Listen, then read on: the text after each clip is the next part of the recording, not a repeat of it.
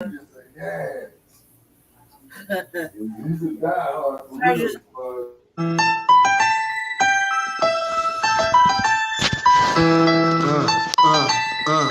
The Democrats don't speak for me. Speak for me. Speak for me. Republicans can't speak for me. Speak for me. Speak for me. A bitch ass nigga can't speak for me. Speak for me. Speak for me. You coon ass niggas can't speak for me. Speak for me. Speak for me.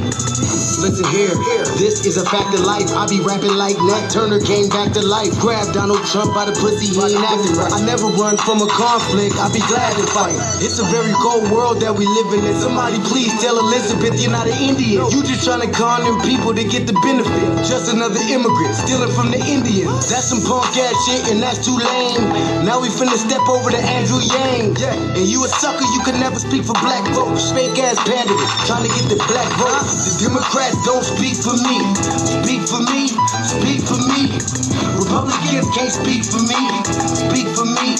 Speak for me. A bitch ass nigga can't speak for me. Speak for me. Speak for me. You coon ass niggas can't speak for me. Speak for me. Speak for me. You know your boy be high off sativa. Kamala wasn't popping, so we said bye, Felicia. She ain't had a right policy. We ain't trying to meet her. Y'all can take Biden too. Bye. We don't need her. We don't need Roland Martin or that coon Al Sharpton. Didn't need Cory Booker from the start, man. I don't fuck with police and no snitch. You know I'm coming with the heat when I spit it. The Democrats don't speak for me. Speak for me. Speak for me. Republicans can't speak for me. Speak for me. Speak for me. A bitch ass nigga can't speak for me. Speak for me. Speak for me. You coon ass niggas can't speak for me. Speak for me. Speak for me. If you ever go to court and this is your luck, try not to get fucked by Benjamin Crump. I know it's hard. You and all go is hard.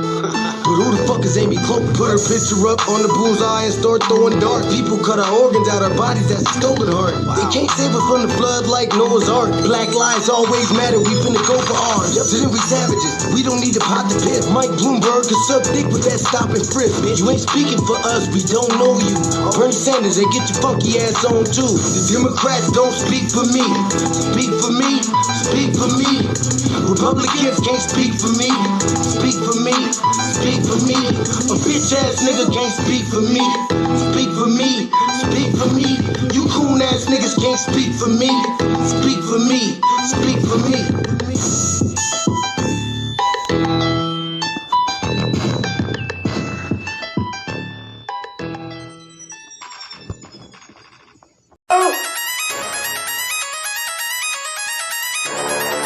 I'm talking about shout it going crazy. People going crazy in this motherfucker. Run that shit back, man. But it's nothing. Nothing. Got a woman on the bed.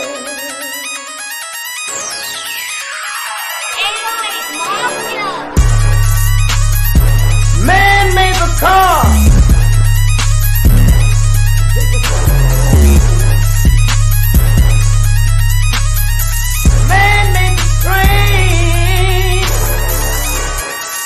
Carry the heavy load. Man made the electrolyte to kick us out of the dark. Man made the boat for the water like the 7 Omega. Man thinks about a little bit of baby girl and a baby boy. Man make them happy because man make them joy. But after man make everything we can, do you know that man makes money?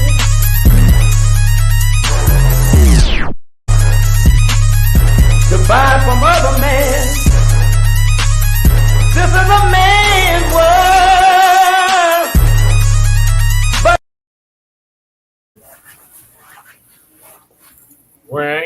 Grand evening to y'all. Hey, greetings. Tuning into another episode of the Frontline Black News. I'm your host, Shane Krumah. I'm joined by my other host, Lady Che. Say hi to people, Lady Che. And we are joined with our West Coast correspondent, Shabaka Sankoria, Shabaka's Black Experience Enhanced. Also on the Hey, call, hey. producer and co-host of our West Coast correspondent is in the house, greeting us from the Sin City. Yeah, Raiders, and more Raiders. Oh, God. Traitors, and more traitors. Okay, well, we playing Bums Thursday night. We're playing the Vi Queens. You know what I'm saying? Yeah. Yeah, You we know already they smashed them. Good luck. good. You know what I'm saying? So we're gonna go up there and put some more football helmets on them. You know what I'm saying? And let's send they sorry asses back to the Great Lakes region, man. With another L. You know what I'm saying? Okay, I see we got Twin Pyramid in the house. Greetings, Twin Pyramid. Thank you for joining us. Deacon, you just had to go there, didn't you? No, how about them Texans? Okay, I ain't got it. That's what's how about them. Them bullshit All right, calls. How about that? Or the lack of calls. I just said the lack of calls. Right. And then also too, man, I had tweeted some bum, man, once again talking about black athletes. You know what I'm saying? So I told his ignoramus, if the black players, along with the retired black players and the alumni, which is the retired before the retired black players put together, they pool resources, man, they could buy all 28 or 26 of these raggedy ass teams, man, you know what I'm saying, or form 28 teams to compete against them, and in 5 years 32. There's 32 okay teams. Okay, all right. And then we put together 35 NFL teams with all black players on it, and the talent level will still sell. Oh, you know what I'm saying?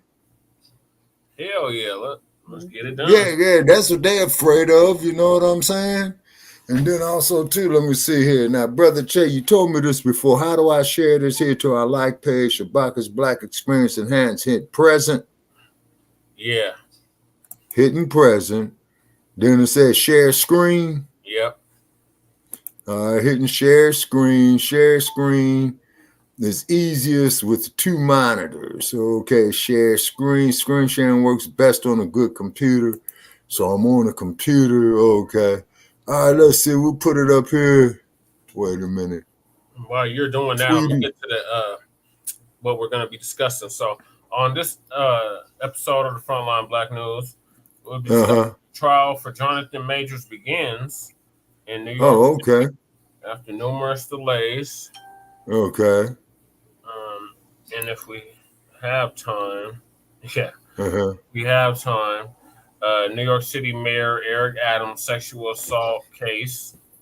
And of course, our Unhoused Neighbor News and our Unhoused Neighbor News.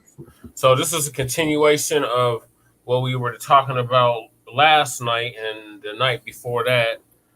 We all fell asleep.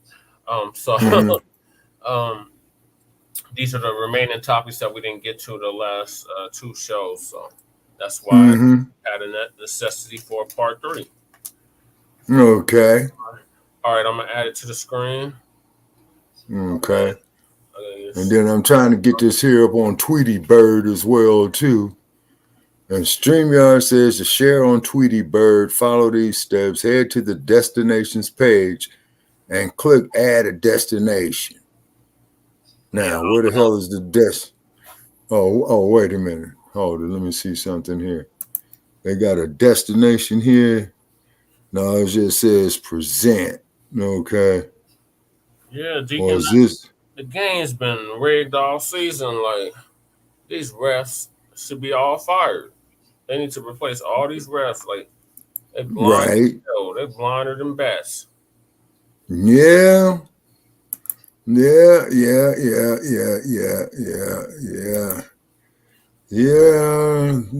got that right, sir. You know what I'm saying? You really do. Okay, now this thing here does not want to cooperate. Do you see this up here, Brother Che? Yes, I'm sharing it. Okay, that says Microsoft Bing. Yeah. Okay. No, we need to get that up out of there, man, because there's a couple of personal items up on that on me. Yeah. Yeah. I don't know Yeah, why you need used the bean anyway. You said they to. can't Okay. up. Okay. Yeah, we got to get. Okay, I got it off. Cool. Okay, so all right. So I go back to present, right? There's definitely some gambling going on. Oh yeah. Yeah, it is, man. Particularly out here where I'm at, man. That's all they do out here, man. 24/7, man, and they got watered down booze, man, to get you to lose all regard for your finances. You know what I'm saying? Mm-hmm. They Yeah. Okay. specialize in that. Oh yes, sir. Okay. Share screen, brother Paris. Okay. I'm sharing the screen. And once again, this fool comes up, man. Oh man.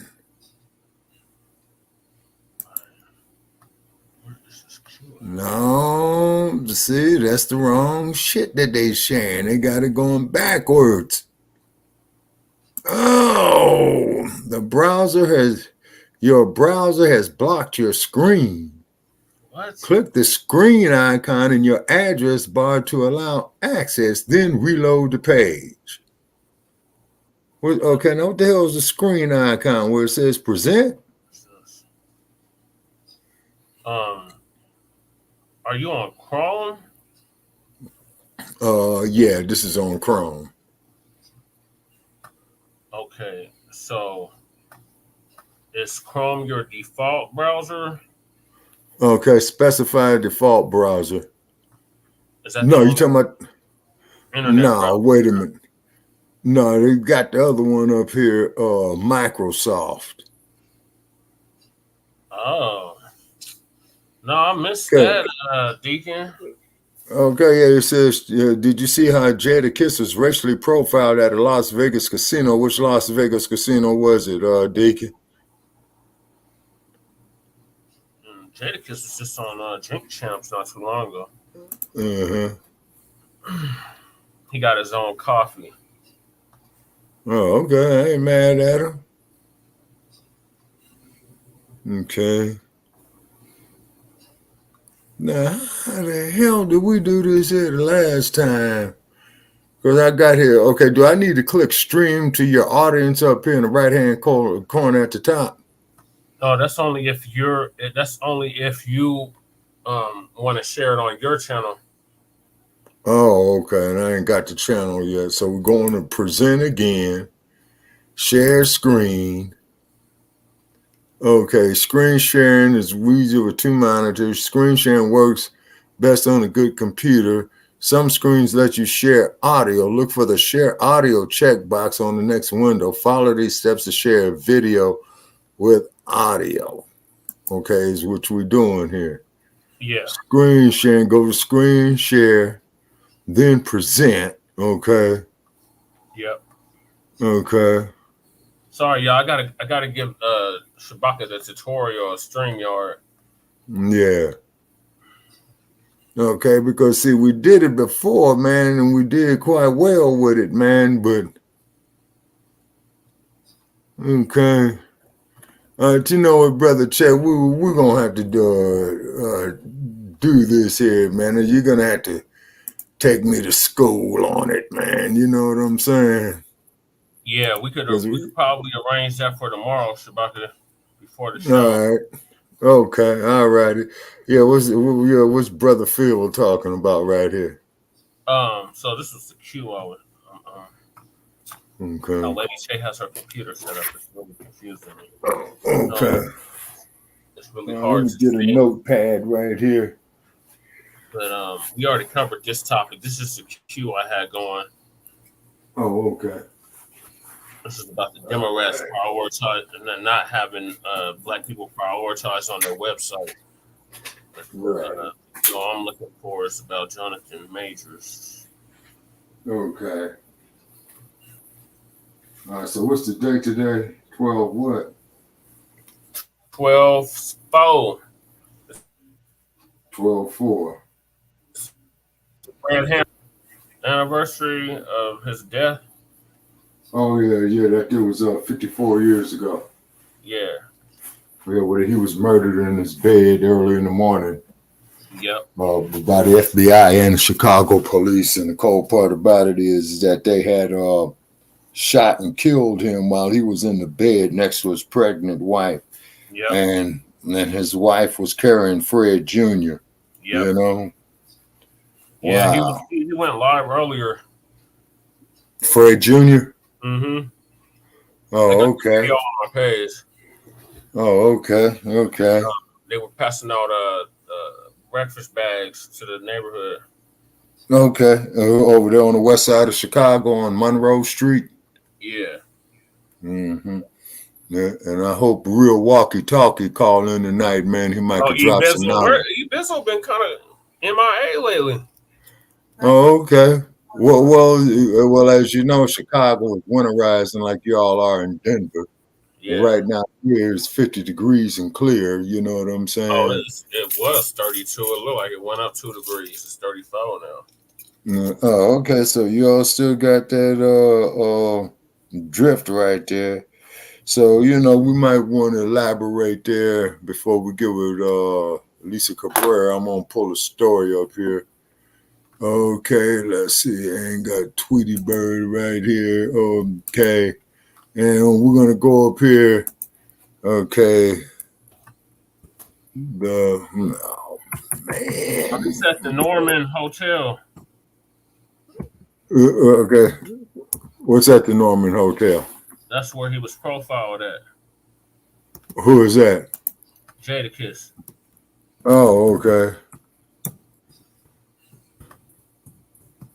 Okay, it sounds like he got a case right there. Oh, yeah, big time. Did this just happen, Deacon? Okay, all right. And as you're doing that there, Brother Che, I'm reading right here. This is Wikipedia. Okay, he was killed. Mark Clark was killed with Fred Hampton, state chairman of the Black Panther Party, during the Chicago police pre-dawn raid. And it was the Chicago police and the FBI. In January of 1970, a coroner's jury held an inquest and ruled the deaths of Clark and Hampton to be justifiable homicide. Ain't that a bitch? Every time they kill us, it's justified. Ain't that a bitch? Yeah, so they just up there, you know, putting a rubber stamp on that shit, man. You know what I'm saying? And then don't they shoot at his grave placard every year? Oh, yeah, all the time, man. All the time. All the time. Yeah. Mm-hmm. Yeah. Fred Hampton murder, state sanctioned, okay, and they had to go through, you know, a lot of legalese on it, man. It took them about 6 years, if I'm not mistaken, to have them finally realize is that it was, in fact, a conspiracy to kill Mr. Hampton. And keep in mind, ladies and gentlemen, and this is particularly, you know, to our youth, man, the 21-year-olds. He was only 21, yeah. He was only That's 21. What I'm saying, okay? Now, and you didn't catch that brother out there sagging. Nope. You didn't catch him out there, man, you know, calling his woman a bunch of bees and stuff like this. Very respectful, well-mannered. Yeah, exactly. And he was only 21, you see. So he was a man, you know, with vision. You see what I'm saying? Yes. And definitely he was a man. Oh, most definitely, man, most definitely. Now, if that brother there was 21 years old, man, and became the Illinois Party chairman, okay, and was in mainstream news back there, man, you know, what the hell is going on now? Because they got photos of Fred right here. Right. You know, on the news, okay, he was born Frederick Allen Hampton on August 30th, 1948. He was born in Chicago, Illinois. He died at the age of 21, December 4th of 1969. That's what I mean. He would have been 64. No, he would have been 74. Yeah, you're right. He would have been. And then on the top of that, okay. No, he would have been 75, Brother Che. Oh, 75, okay. Yeah, on August 30th, he would have been 75. And the cause of death they have right here is assassination gunshot wounds. His education, he attended Triton College. Okay, his occupation was activist, revolutionary, political party, Black Panther Party. Children, Fred Hampton Jr., known for chairman of the Illinois chapter of the Black Panther Party. Yep. You see what I'm saying? And they got a chronology. Okay, now here's something that he did. This is one of his greatest achievements right here. Okay, he left away gang life. Yep. He tried to put some peace between the between the gangs, between the crews in Chicago. Okay, now guess what? Now I'm seeing something of what happened in Los Angeles in 1972, and Crip, that's what happened. Yeah, but also too, there was a gentleman by the name of Robert Blue who was beat to death at the Hollywood Palladium in 1972 for a leather jacket. That was when the Crips started. Yeah, and they had and they started going all over killing people over leather jackets. Yep. You see what I'm saying? But keep in mind what crew started wearing a leather jacket as part of their official uniform. Panthers, the original Black Panther. Precisely. So, and then it says right here is that Fred was born in Chicago in the year 1948. He grew up with his parents in the Maywood, which is a section in the city limits of Chicago. He attended high school in the city of Chicago. He went to Proviso East High School. So which means is if anything east in Chicago, that's right by the lake. Okay. Yep. Fred Hampton would graduate in 1966 and educate himself in law at Trenton Junior College. Now we see why they hate him. He educated himself in law. Okay. Yep. Okay. And while attending Trenton, he decided to join the NAACP and was appointed leader of the Youth Council Organization's West Suburban Branch. Okay, in November 1968, he went on to establish the Chicago chapter of the Black Panther Party. Okay, now I'm going to tell you something. Yeah, now here's one thing the generations after me have to understand. 1968. Same year that Martin Luther King was assassinated. Exactly. And then keep in mind is that there is when the Black empowerment era, man, came in full force after Dr. King's assassination. Okay. So when he opened up the that's 1965 from Watts. That's from 1965 from Watts. And after MLK was assassinated, it was even more burn, baby, burn. Yes, sir. It's because it was in Los Angeles in 1965 during the Watts riot. Okay, because the name of the DJ who was relieved from the soul radio station KGFJ was the name by the name of Montague, and each time he'll play a record by Junior Walker or the Temptations or the Miracles, that's what he would say.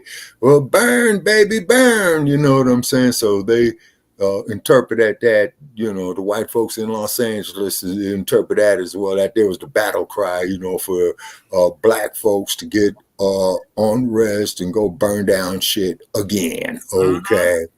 Okay. But still, it's very interesting that still in the year 1992, you still had the same fucking problem. Yep. You see what I'm saying? 24 years later. You still had the same problem. Yeah, exactly. You see? All right, so Fred, he established the Chicago chapter of the BPP. When he opened up the chapter, he offered the provision of free breakfast for school children. Yep. Now this is the key thing, that fuckboy Hoover hated was the free breakfast program for the children, and he was saying that was their biggest threat to national security. Black people, so black people giving black children free breakfast so they can go to school and be healthy and learn better. That's a threat to national security. See, people, the hypocrisy is real. This is what makes me say fuck the dump as in human shit. And I want to make that perfectly clear. And also to the trans vet. Oh, of course. Yeah, I'm getting up to him. Okay, he's senile. Then you got an incompetent vice president. The only thing she could do was flat back. You know what I'm saying?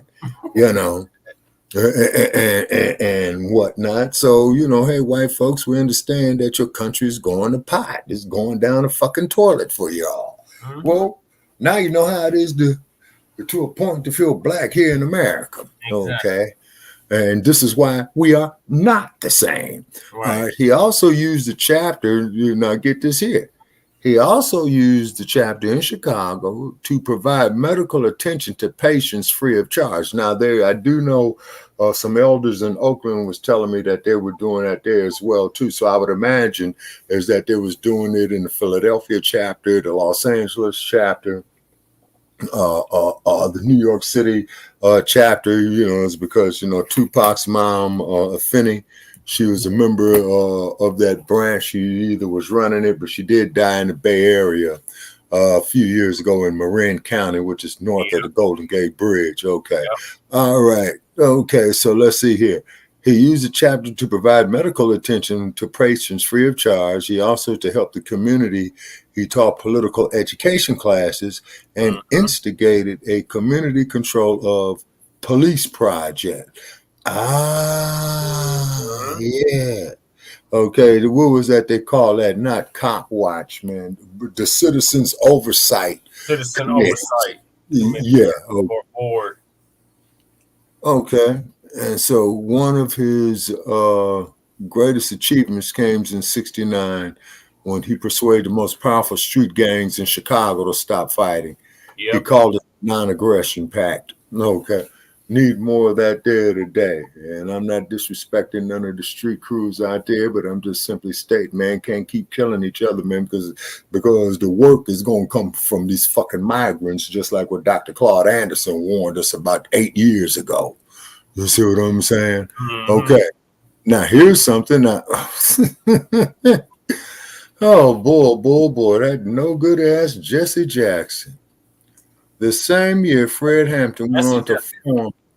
He went on to form the Rainbow Coalition, a multiracial alliance of blacks, Puerto Ricans, and poor youth.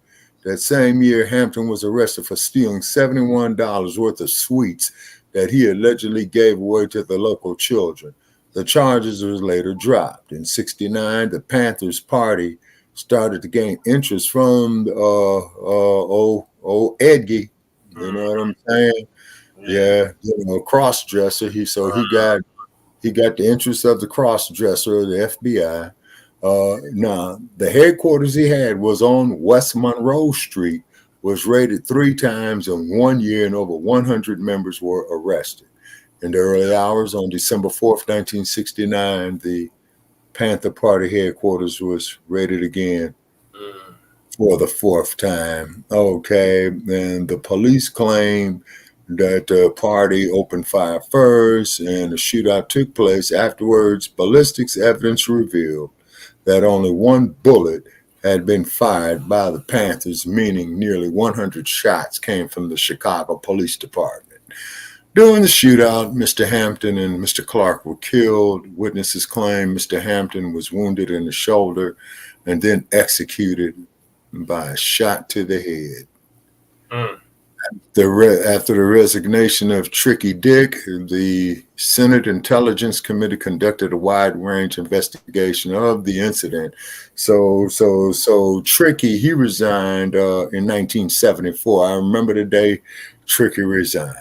Ladies and gentlemen, as of 12 o'clock noon tomorrow, Gerald Ford would be your president. And you don't have Richard Nixon to kick around anymore. And Iowa. Yeah. And then this is what I mean by the dump, as in human shit. And I want to make that perfectly clear. Okay. That's where I get the perfectly clear from. Okay. So, let's get to Dr. Majors about Fred Hampton Jr. No, Fred Hampton Sr. My apologies. Yeah, his son is still, keeping it going on. Okay. So that item is checked. Okay. All right, and of course, as you do know, that he was murdered with Mr. Mark Clark as well too. Okay, so condolences to Both of them. Yes. both of those families right there, and Chairman Fred, and we're gonna try to keep the spirit going on. Oh, Lisa Cabrera, what's on Lisa Cabrera's mind? So she's gonna give us an update on Jonathan Majors' trial for Oh, okay, goddamn okay, Bentley that was saying that he right, assaulted her, and come to find out she was the one yeah, that did the assault, and mm-hmm. we had covered that earlier this year. So this is an update. Okay, and of course, ladies and gentlemen, we do know that Jonathan Majors is the one that played in Creed 3. Where he got out the California State Penitentiary, being in there for so many years, and Yep. and and our man there, who has Leroy, our man Killmonger, who is that there? What's that brother who played Killmonger? Jonathan, what's his name, babe? Killmonger. What's Killmonger's name? Jordan. Yeah, Michael B. Jordan. Michael B. Jordan. Yeah. Okay, so Jonathan Majors. Okay, case in New York. Okay, case in New York. Okay. So what's happening with him? So his trial is finally happening with that Mm-hmm. white for the alleged uh, attack on that white broad. Oh man, another Carolyn Bryant. Another Carolyn Bryant. After several delays. Okay, so they could piece together the evidence, the work against him. Mm-hmm. So Lisa Oh Cabrera gonna man. give us the update. Shout out to Lisa Okay.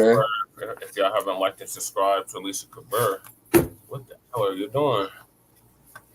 Okay, and then also too, Miss Cabrera, please mention us as we mention you, man. Oh, she always shows love. Oh, okay. She's cool. Right.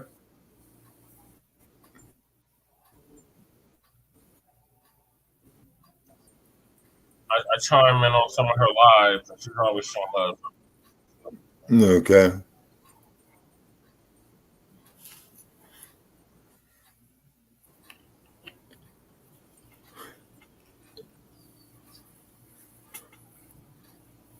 So I take it that's Mr. Majors right there in the photograph. Yeah. Yep. Looking like Stevie Okay. Wonder. Yeah. And that's And I Megan see they Fox had. next to her. Okay.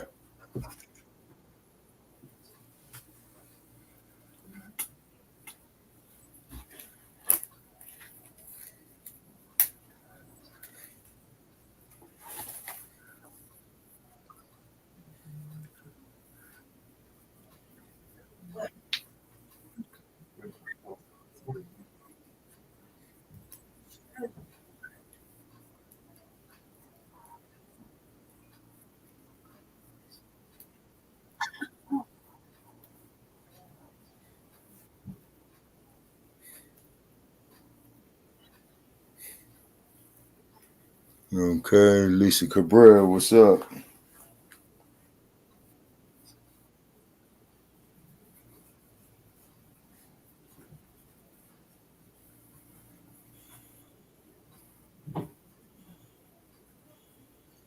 Okay. Cabrera. Cabrera. Okay.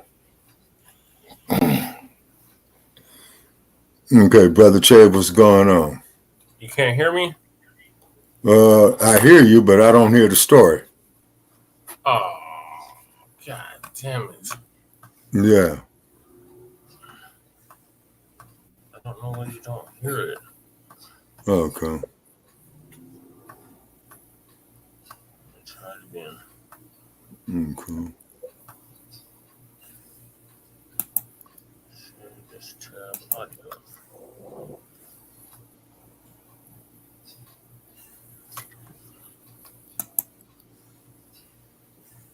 Share this tab audio. Screen instead.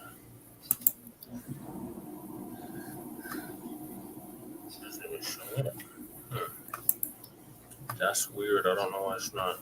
I can't hear it.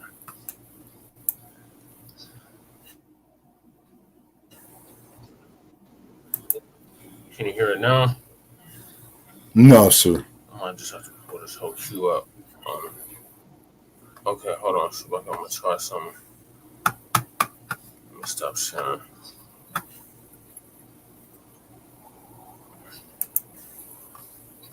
I think it's because I'm on two Chrome browsers at the same time. Okay.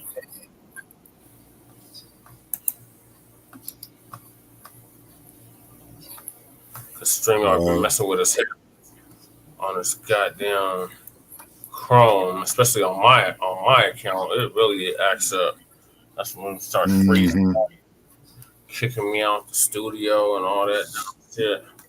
No, man. Okay.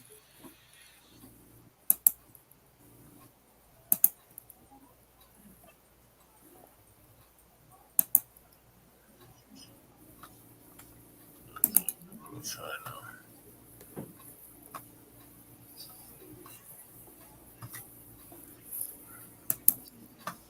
No, so they're throwing monkey wrenches on us. Always, Shabaka. Okay. We don't own these platforms. Yeah, no. Let me play it.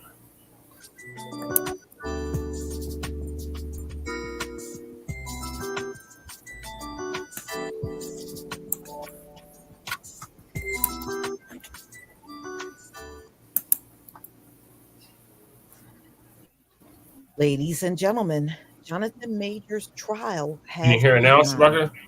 This is Yes, a sir. picture of him, Megan Good, walking into the courts today. So I know his attorneys were trying to avoid a trial, but look like they have moved forward.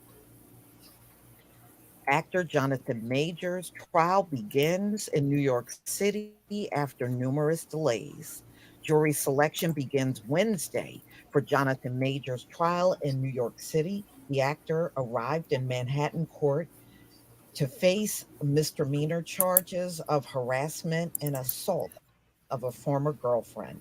He has pled not Oh, guilty get to out of all screen share, charges. Shabaka, unless The you're alleged assault took place trying on to the share night an of March article or something. 25th when Grace Okay, how Jones do I kill accused Major screen of share? slapping her Stop as they screen. rode in a car to his apartment, Okay, did that do it? throwing her Yep. into the car All after right. she got out of it and twisting her arm and grabbing her hand violently enough to injure.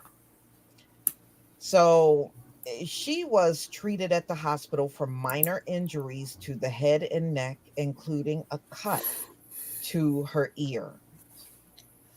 Majors, a Yale drama graduate, has been cast in the Marvel Cinematic Universe in a plum role of Kang the Conqueror, already a rising star for his performances in dramas such as Creed 3 and Lovecraft Country. He was seen as the new face of the billion-dollar franchise. His character has made appearances in movies Ant-Man and the Wasp Yep. and the second season of Loki on Disney. But the actor has been dropped from several Hollywood movies currently in development Right. and at least one completed film Oh, that he Deacon gets a starred kick out in, of every time you say the Magazine dump, Dreams, as in human has shit. delayed its release. Right. Majors has already been removed from an ad campaign and dropped by his management and publicist. Uh-huh. Yeah, that's the way Rumors how to, yeah. swirled for Do let me months say around that the right future there. of Is that's how Marvel, they start one breaking of you the right there when biggest you're losing your entertainment manager entities contracts, on the man, because planet. those are your deals Major's that you're trial making. date has Yeah. been pushed back and delayed several times as his defense team has worked to minimize legal fallout from the alleged altercation and sought to have his case dismissed. So Priya Chandri has called the accuser a liar and suggested that she was partying and drinking after the alleged altercation.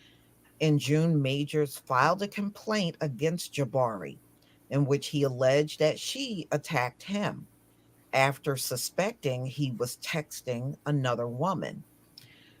Bravely, Majors laid bare to the NYPD the relentless alcohol fueled abuse he suffered at the hands of Grace Jabari and enduring a nightmare in their relationship. Now, as soon as Jabari steps foot back in New York, the NYPD stands ready to arrest her, Chaudhry wrote in a statement to NPR in August. New York Police Department did not arrest Jabari, charging her with a misdemeanor assault and criminal mischief.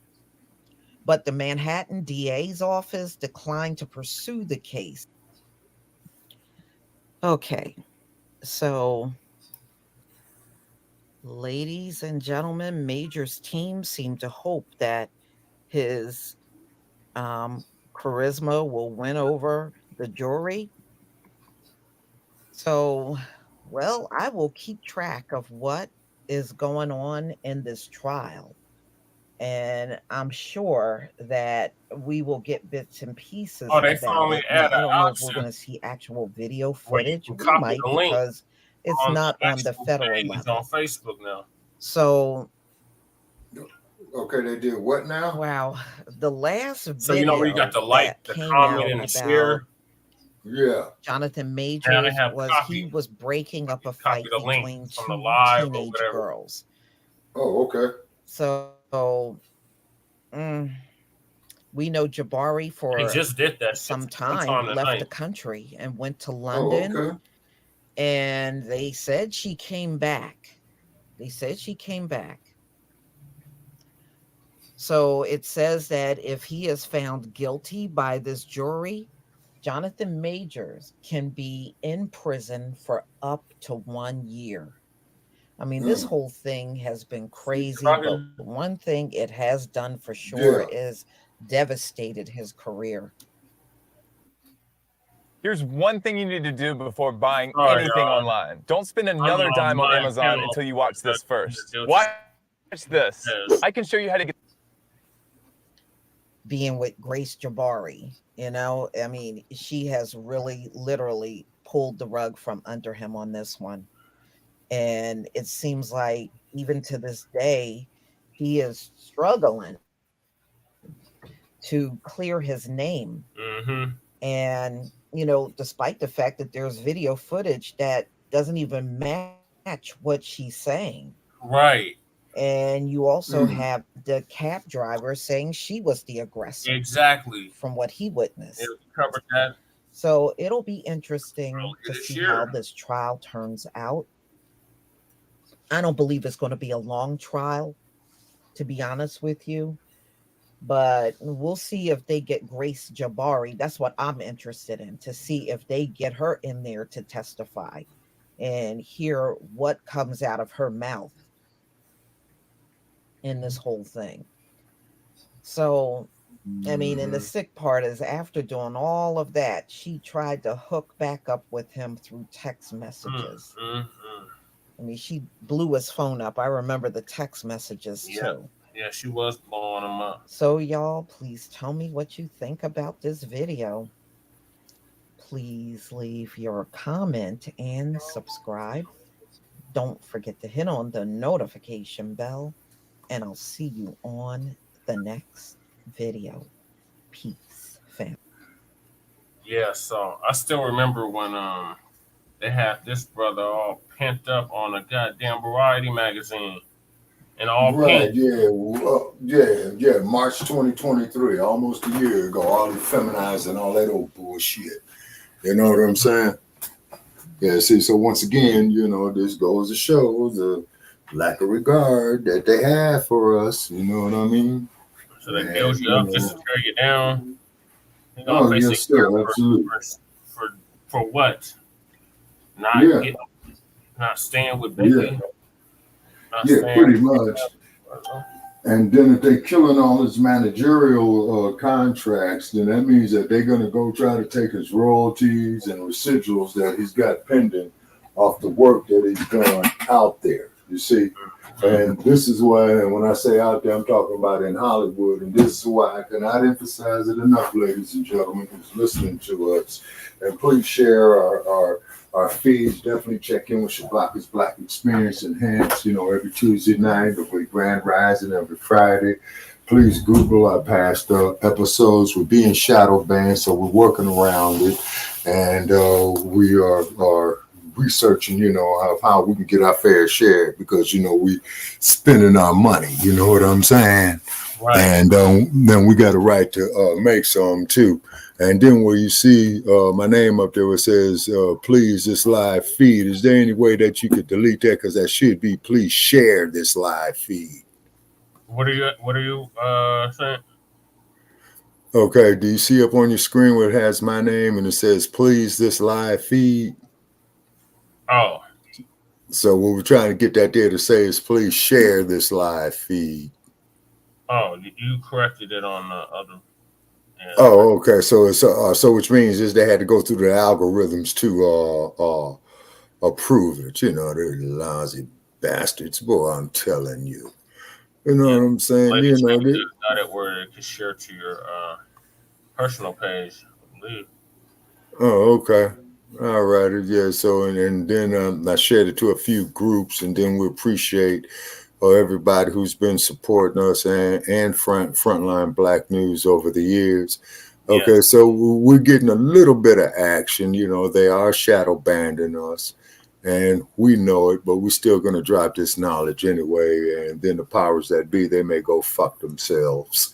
And also, too, powers that be, we are researching about how we could sue your stinking asses, too. Right. You see? Because you put all that other shit up there and garbage and Vivek, Salami, Rami, or whatever with that trick's name, and all the ones who want to hate on black people, you share their shit. But when it comes to us, when we trying to reach out to our communities, because we really don't give a fuck about you other groups. Right. We really don't, because we can't cape for you no more. So to quote Brother Parrish that he's been saying, over the last few years that since him and I has been collaborating, go hold your own nuts. We can't do it no more.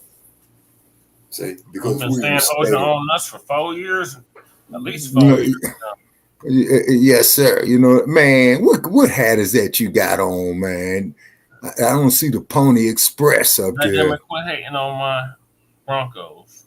No, I don't have the Bronco hat on. I got the 420 hat on today. Oh, okay. Well, I ain't got a problem with that. Okay, yeah, but the ponies the Colorado 420 hat. No, all right, okay. Just as long as it's 420, great day. Well, so the ponies are back in the barn, folks. They back in the barn. They don't exist. Okay, and then the professor. Okay. Yeah, got to hear the professor. What are your thoughts on Jonathan Majors? Oh, God. I even shit on think how are you feeling, Lady Che? You got some Alka-Seltzer with you. He's innocent. The proof was right there. Right. Yeah, he was innocent. He's being framed. That proof was right there. Okay, now listen. They had it on camera. Yeah. They had it all over, fucking gigging at the club, chopping up fucking crackers on the corner. Yeah, she was. So what the fuck is they talking about? Even the fucking Uber driver, fucking commented on that. That was fucking that Jonathan Majors. And the fact that they give Jonathan Majors some money back, right, and some endorsements back, right, he didn't even do anything. Right, he did the right thing. He left the scene and called that bitch some help. Yep. Some help. Yeah. Okay, all righty. So I'm quite sure that Mr. Majors can go over there to Beverly Hills and downtown Los Angeles on Wilshire Boulevard and find him an attorney that specializes that and get him paid. Do you see now, Sue, why we have to walk away from Becky's and Karen's because of bullshit like that? Be Right. nasty, Sue. What we talking about? Yeah.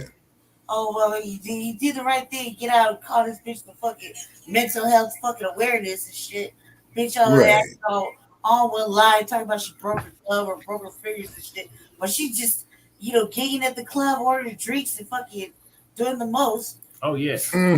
Cracking kids Drama queen. involved. Male crackers at that. Yeah. You know what I mean? Right. To do some like, oh my god, like why would you want to? Yeah. Yeah. Just to see Jonathan Majors watching Jesse walk down the street by himself. Yeah. Why would you It's want to sickening. like? Why would you want to get involved and pick that fight? Like we see it. I've seen it personally, where crackers just think they can just walk any kind of way on the sidewalk and try to bump motherfuckers, and that's a wrap. Yeah. It's just like walking into a brick wall. Like, Pretty much. brick wall, just like a brick wall. It's like solid. Like, what are you talking about? Like, that's stupid. So you see Jonathan Majors, he just got done doing Creed in the fucking that Marvel film, Yeah. or DC film. He's yoked. He's yoked. What these little dry ass crackers finna do? Try to take up for some care and like talk to him and shit on the street. Like they go talk to him. Yeah. Like talk to him. Like I see you're live on the personal on the Bucket Express Enhanced. Yes, sir. And I'm up here. I think I got my mind right on a little bit, and I'm sharing it as much as we can. To our well wishers out there, and what have you. They need to give him a major apology, some major money back. The army need to get back on their motherfucking endorsements and sponsorships, because they're trying to fucking everybody, all them fucking white ass motherfucking producers, directors, that badmouthed him and made it seem like he was a violent old motherfucking Karen beating asshole. You know what I mean? They need to get on their fucking shit and then fucking throw him some bread, apologize, and give him some more film roles. Like he's like, no, but that's just it though, Lady Che. What he could do is Ebony need to leave him alone when they putting him on them gay ass motherfucking photo shoots, making him look some kind of way. Was it Ebony? I think it was Ebony. No, yes, sir. It was Ebony. It was Ebony. My sister Ebony. Yes, sir. It was Ebony, and that's sad. Yeah. I stand corrected. I said Variety, but no, it was Blacc. It was Blacc. Yeah. It was Ebony, and keep in mind that he would be featured in Variety, as well to the Hollywood Reporter. Right around all that. Right, Ebony or I think it was Ebony. Ebony or Essence was Blacc. Yeah. That used to be another people in the magazine. You know what I mean? Okay, but Lady Che, you're right there. But you got to keep in mind that Lyndon Johnson Rice sold Johnson Publications to Time Magazine, so it's not Black owned no more. It's Time Magazine now. Yeah, they're the parent. They're the parent company of Johnson Publications, which I really think is very, very sad. Is because Eunice and Johnny's Johnson, you know what I'm saying? They had sacrificed quite a bit to create that, and it did chronologize. It was more viewers. Appreciate y'all tapping. Shut out a little eyeball. I got all hyped up. Now my heart hurts again. So you need to pay that man and give him back his endorsements. Give him back his endorsements. Yeah. And what he's gonna do is that he's gonna sue the shit out of him. Yeah, fucking damn right. That bitch was lying. She was lying. And I was like, two Jonathan Majors like that. He had to go get a whole motherfucking fake ass relationships and fucking about. He would assist it. He would make it good. Make it good. Yeah, he did some good publicity right there. She could have dressed him a little bit better, but it's whatever. Sister bounced back with for a little bit. And I think that's like a pretend thing right now, but hey, it looked good on him. It looked good on him. It looked better than that motherfucking shabby ass motherfucking Q-tip of a white bitch. Right. That he was rocking around with. Oh, high water wearing ass motherfucking ass just dry motherfucking. Hair, bitch. Like, for real, man. Fucking old straw hair having ass bitch. Man, she's better than that. Like, what did he see it? Like this one of them old heroin ass looking ass models and shit. They told him that's what he needed to Stop listening to white people. Real shit. Because they just making him look bad. Yeah. So yeah, We see that with he Negrusi. need to go get his money back. He need to go get his money. We see that with Oh yeah. And then of course, you know what he needs to do is that he can he's gonna get paid. More than Africa. Yeah, he's gonna get paid.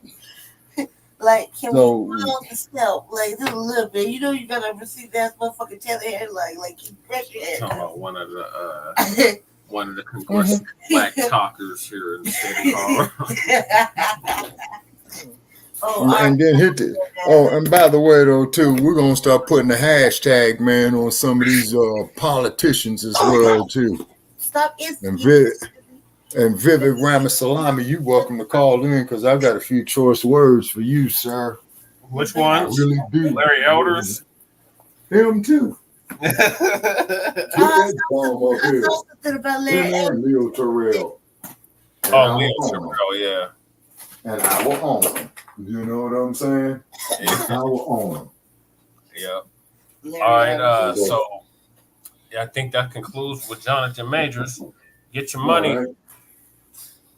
Right. Okay. Did you see that bitch defamation of character? All that, Lady Che. He's got them on about 5 of them. Defamation of character, slander. Yep, slander, defamation, breach of contract for them not giving us residuals out of Los Angeles. You know, from No. You know when you call the police or you get something, but you want no crime report, but they still charge you anyway. Oh, the Karen Act. Yeah.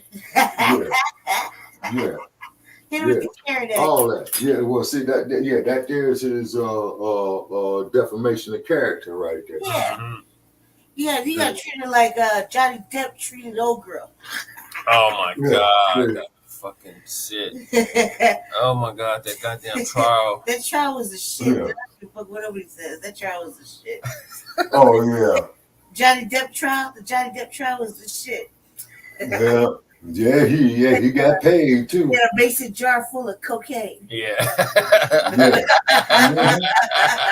I was he got paid for it too. And Mr. Majors needs to start on that case tomorrow.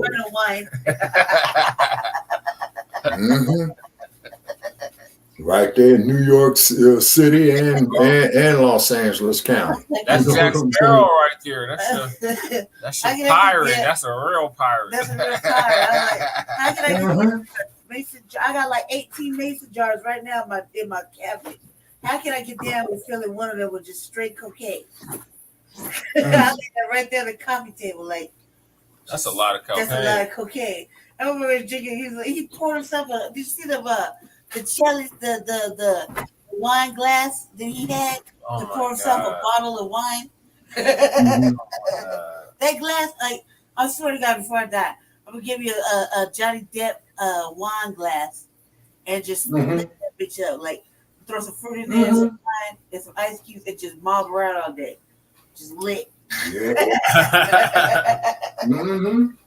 Yeah. So, like I said, you know, he need to go in there and deal with that. And then they need to have, as you said, an anti-Karen Act. You know. Yeah, that's what it's called. It's called the Karen Act. Yeah. Yeah. The Karen Act. Can you imagine a white bitch getting hit with her own act? Put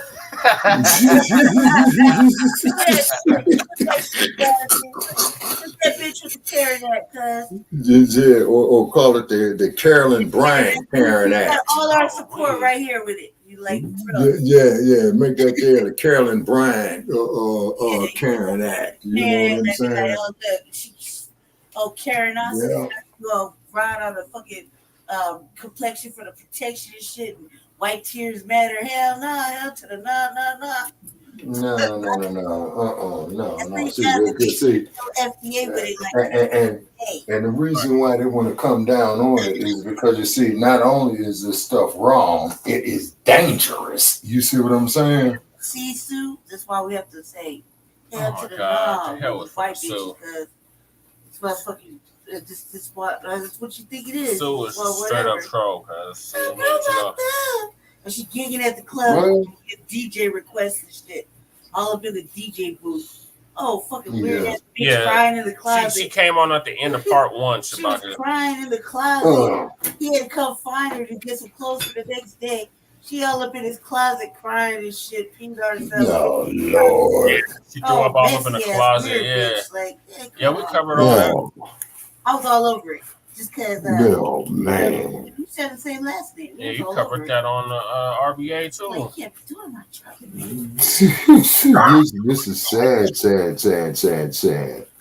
You know what I'm saying? Money, brother, get your money. Sue that goddamn Karen. Hey, break her, put her in a cardboard box, standing on the side of the freeway. We'll work for food. I'm sure somebody will pick that up and take it. Oh, pain and suffering too. Get her for pain and suffering. Pain and suffering. All that. Pain and suffering, loss of income, defamation of character, false accusation, also filing false reports. Abuse. Yeah. She was abusing him. Mm-hmm. She was. Yeah.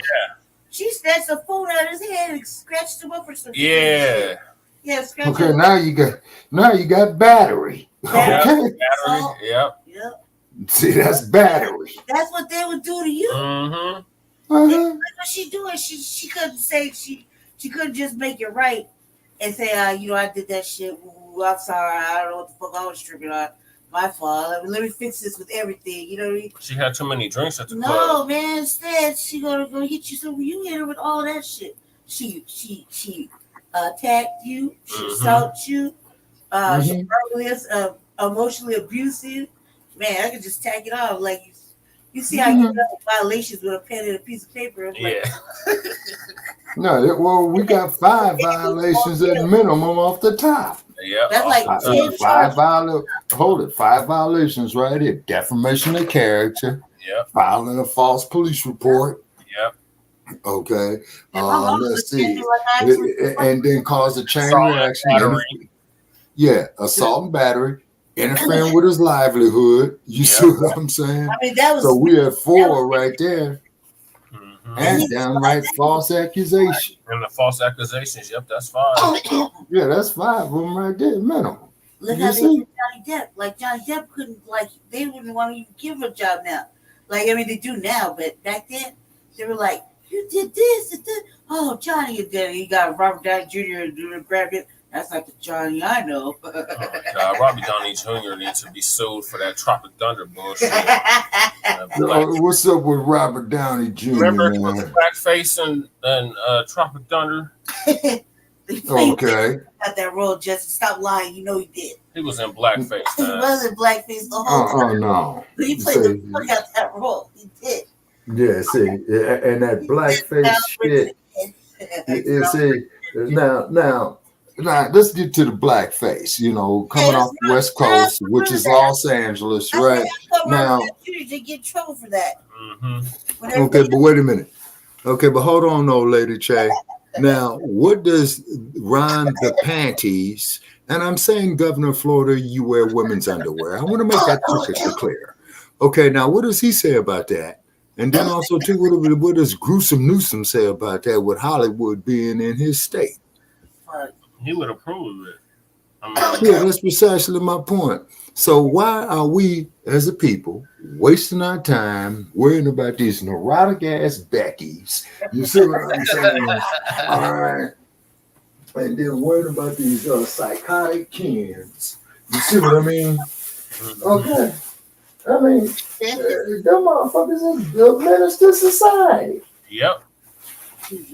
I mean, really. Yeah, he was researching a raw, right? Yeah, they are literally ministry societies worse than what Lorenz Tate was in that movie he played in. Remember Lorenz Tate and Minister Society? Yeah. That's your real ministry society right there. Right. Yeah. You see? Old dog didn't have nothing on him. Yeah, that's what I'm saying. And you see, and not only people is just morally wrong, but this shit is dangerous. Yep. Okay. Moving along, because we gotta move along. Right. We always tell our unhoused neighbors, move along. Yeah. Get That is your mayor.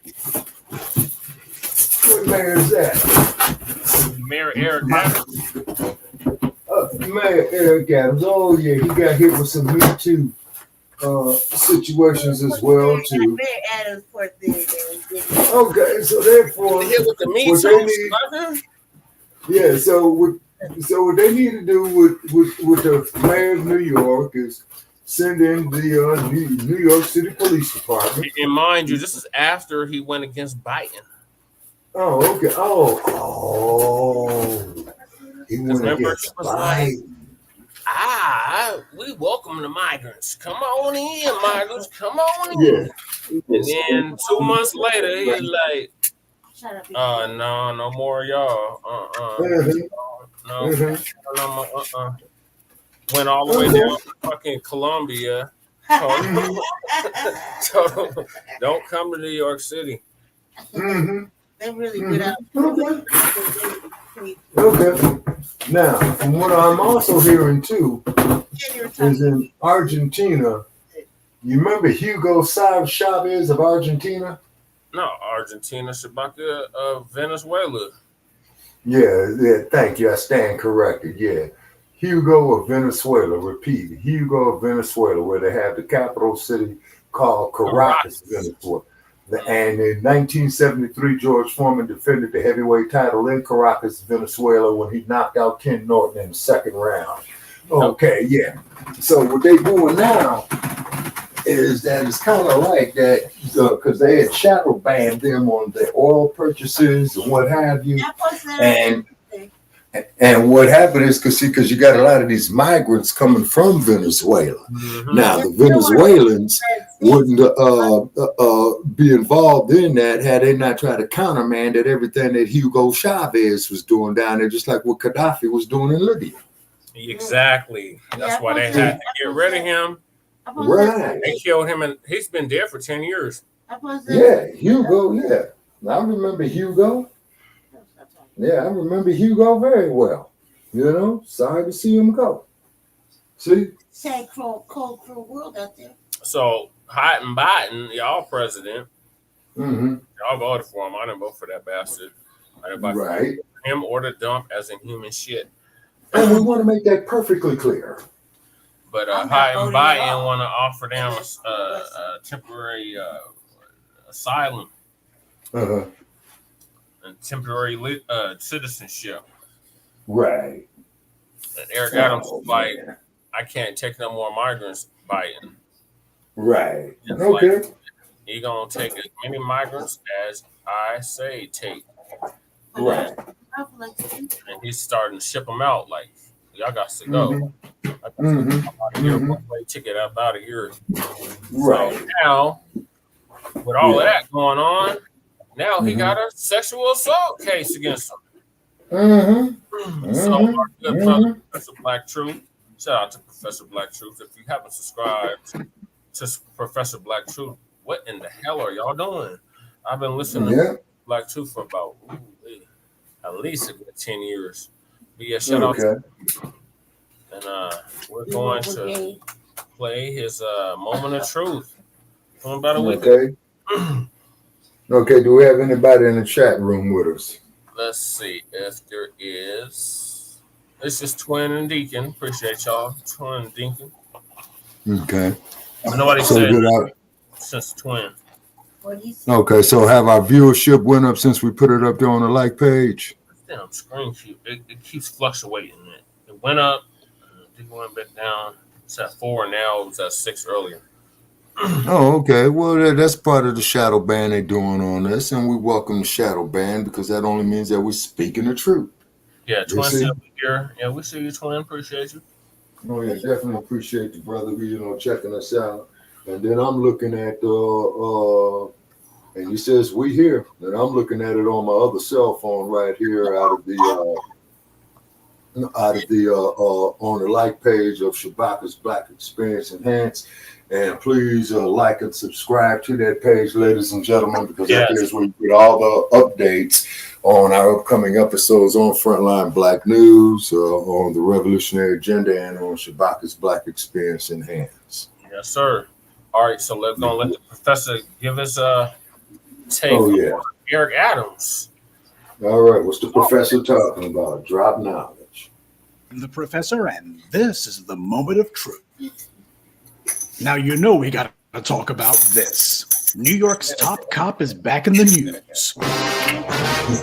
Oh, it's been a rough month for Officer Eric Adams, who also moonlights as the city's mayor. He's been catching hell in the legal system, and it ain't over yet.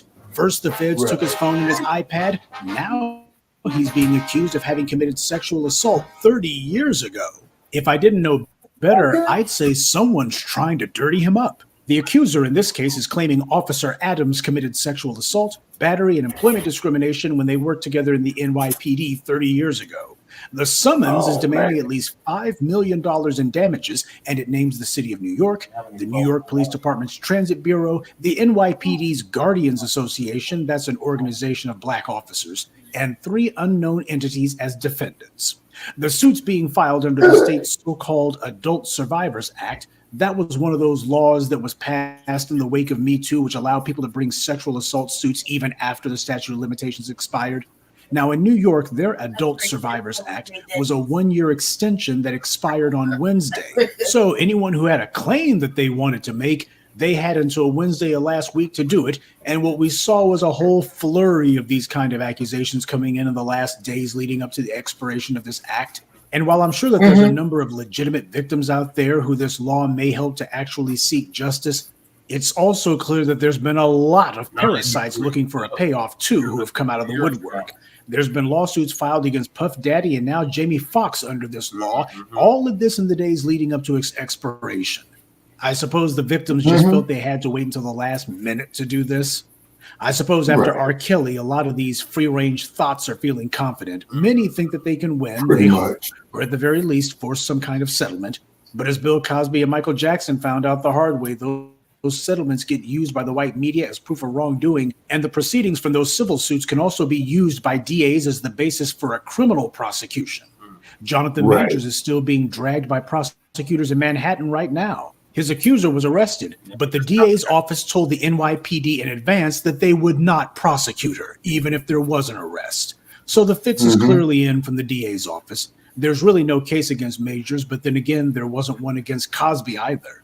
Majors is being used as a political prop so Alvin Bragg can try to solicit some more campaign cash and political support from those good white liberals who backed him last time. Everyone knows that the white political leadership of both parties loves someone who locks up black folks.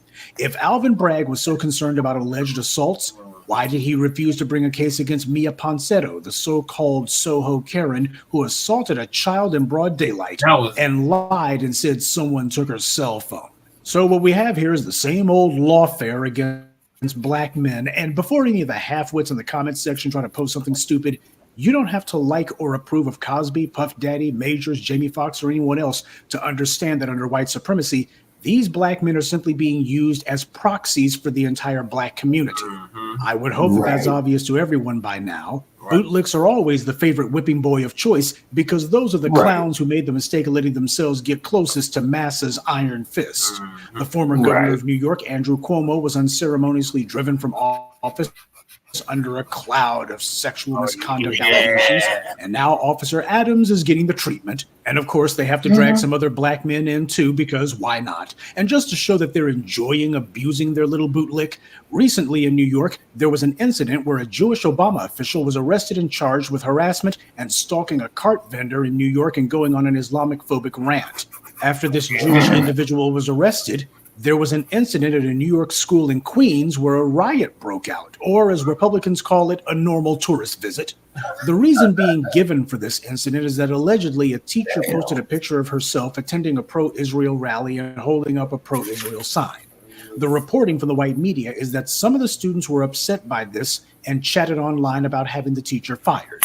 This supposedly led to a disturbance at the school as students who had planned to protest the teacher's political stance turned into students leaving class, which resulted in numerous that spread throughout the school. Now, the big talking point the white media has been kicking around is that the teacher who posted the picture hid in a locked office when the brawling started. You have some clowns online actually using terms like radicalized to describe a bunch of teenage kids. Of course, they try to make it seem like it's all black students, when the reality is there was a bunch of fighting amongst the so-called rioters, quote unquote. These were unruly children who would be fighting each other regardless, which is what they normally do on any other day. Right. Does anyone seriously think that these radicals could find Israel on a map? No. This was kids with poor upbringing who saw a chance to cut class. And because many of them are undisciplined, when they saw other kids who they didn't like in the hallways, they began fighting each other because that's what delinquents do. Right. Was this really about anti-Semitism, or was it actually about bad home training? Look at what it is that these kids do most of the time, and you can learn the answer to that one. Because if it wasn't this, it would have been something else. I also think the white media, through the teacher in this case, is trying to exploit what happened. If the students in her class were really so furious with her specifically that they were starting a riot, actually the white media said riots in the school, plural. If that was the case, then why is it that she wasn't harmed? Nobody hit her. Nobody threw anything at her. A whole classroom full of furious radicals, a radical mob. And nobody tried to stop her from going into an office to hide either. Nobody did anything to her. I think they would have had her a little bit outnumbered, don't you think? And when the police arrived, nobody tried to stop her from leaving either. Kind of sounds like someone's taking their talking points from Benjamin Netanyahu to me. And if this teacher was really so scared that she had to hide in a locked office, why didn't this mob of radicalized, pint-sized anti-Semites try to get to her? Why didn't they kick the door in? There are hundreds of kids rioting in this incident, remember? I think it would have been pretty easy for just 10 or 12 of them to get into whatever office she was in, especially if they had hundreds of radicalized terrorists and 2 hours that they controlled the school. With that much time, she should have already have been 5 different shades of dead. But not only was she not dead, she wasn't even harmed. They had the school under control, or rather out of control, for 2 hours. And yet this mob of hundreds of radicalized anti-Semites with 2 hours worth of time couldn't do anything to her and didn't even try. There wasn't a radicalized mob, did absolutely nothing to this one lone, isolated Jewish teacher who they were all allegedly trying to kill. Make that make sense. Of course, we're not taking sides in that war over there. My point is that we can't allow anyone to continue the demonization of black people, and in this case, black youth, as a political football. The racist trope that black people are the face of anti-Semitism is a racist lie to give anti-black bigots an excuse to say that black people are no better than the white supremacists who oppress us. The people who spread this lie know what they're doing. When you consider that certain racists like Stephen Miller, Ed Blum, David Horowitz, and others are out there pushing all sorts of anti-black agendas, you see that there's a number of bigots who have made a lot of money and a lot of political progress for themselves with the lie of black anti-Semitism. Now, Officer Adams comes into play because he tried to put on his mayor cap for a moment and condemn this incident. But of course, that wasn't good enough since he's being attacked for his response. Why? Because this Seldowitz clown got himself arrested. And if a non-black person is punished for something, you know they got to make sure they arrest and punish at least 3 times as many black people. Officer Eric Adams is finding out the hard way that when you play the game plays you. He should get no sympathy or support from us, though. He tried to play that respectability politics game, literally saying, what about black on black crime? So it's too late for him to stop now. He might as well argue his own case. But this is how the white powers that be are rewarding him for his shameless bootlicking. Many people have speculated as to whether this is part of a coordinated and deliberate effort to dirty up Officer Adams. He criticized Joe Biden over the illegal alien flood engulfing the country, and Biden doesn't like it when black people talk back to him. The two of them haven't spoken in a year. Biden's support with black people in general is dropping, and with black men being particularly critical of him. So for Biden to see this black man in New York criticizing him, I think that'd be more than enough, perhaps, for Biden to do something to get his attention and let him know you better start towing the line again. It would hardly surprise me. We'll all be watching to see whatever comes of the feds snatching Adam's digital devices. They haven't been keeping up a steady drip of innuendo and leaks about that one, though, so this may well be a fishing expedition by someone. However, I would be interested in finding out exactly who pointed the finger at him for those political campaign contributions from Turkey. If the few problems Officer Adams has been faced with the last few weeks or so continue, he may eventually have a credible contender pop up and try to run against him if he attempts to get reelected. And if that occurs, where will all of those white liberals who financially and politically backed him be at then?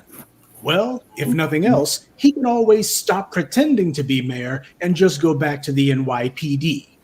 They're always looking for a few dirty cops. Yeah. Good day, and be one. Yeah. I'd like to take a moment to mention some of our contributors. Charlie, Kenneth Johnson, Nafis Harris, Lakeith Hoskins, and Deborah Martinez. Salute to them and thank you to everyone for listening, liking, and sharing this message. Black empowerment only exists because of you. That's right. Thank you, Professor Black True. Yeah, we appreciate it, Professor. Now, Mayor Eric Adams and his Me Too case. Okay, so it's good for his ass. God.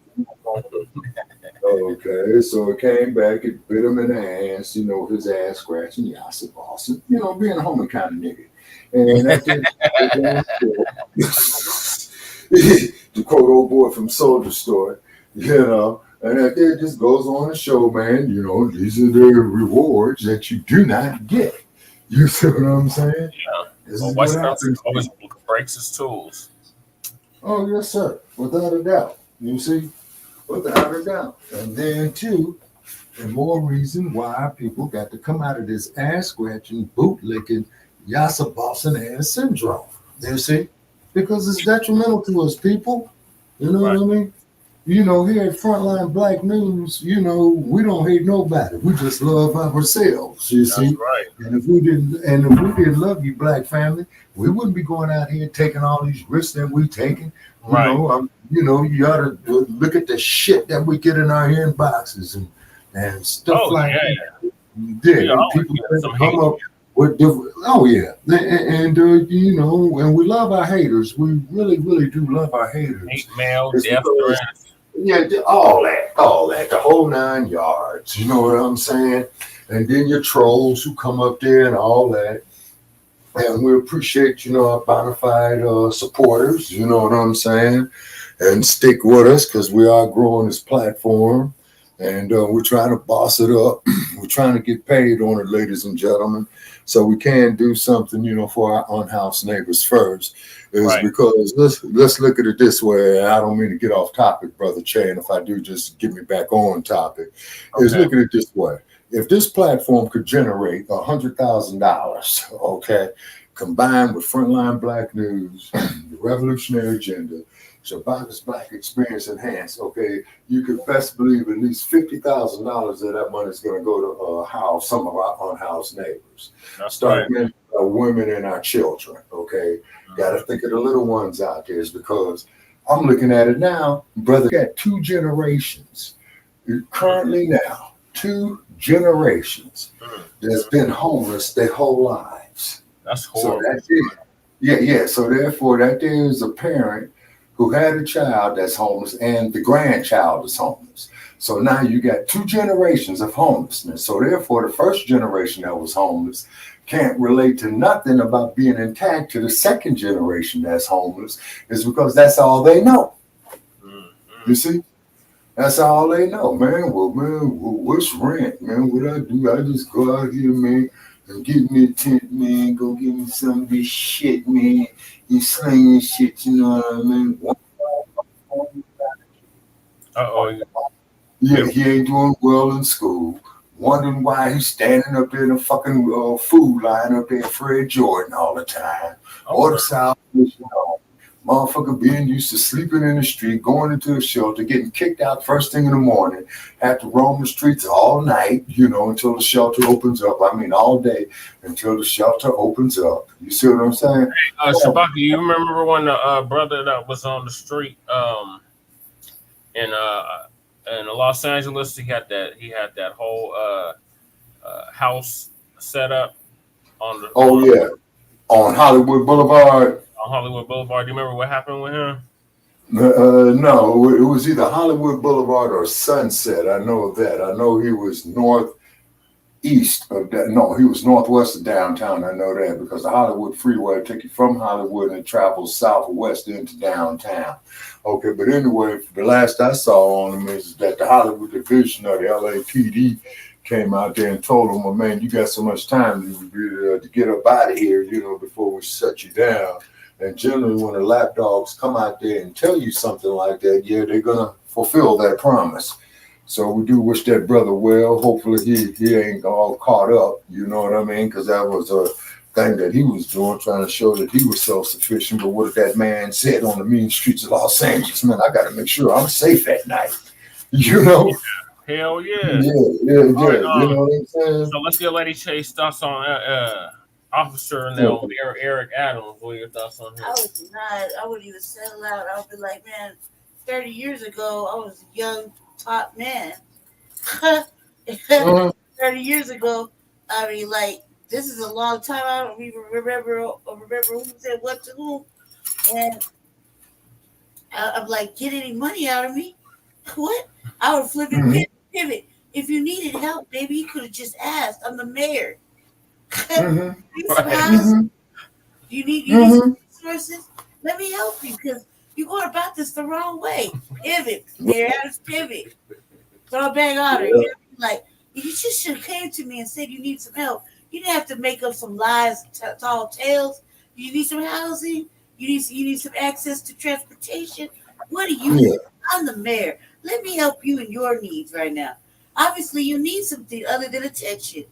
Let me get you right. And then keep in mind, the mayor of New York and Chicago, they have a whole lot of power at the municipal level than they do in Los Angeles. Not cutting Lady Chair off. Yeah. See. I'm like, oh yeah. Pivot. Oh yeah. There. I got access to housing. I got access to everything you need. You should just came to me instead of making up these tales of, I did something to you.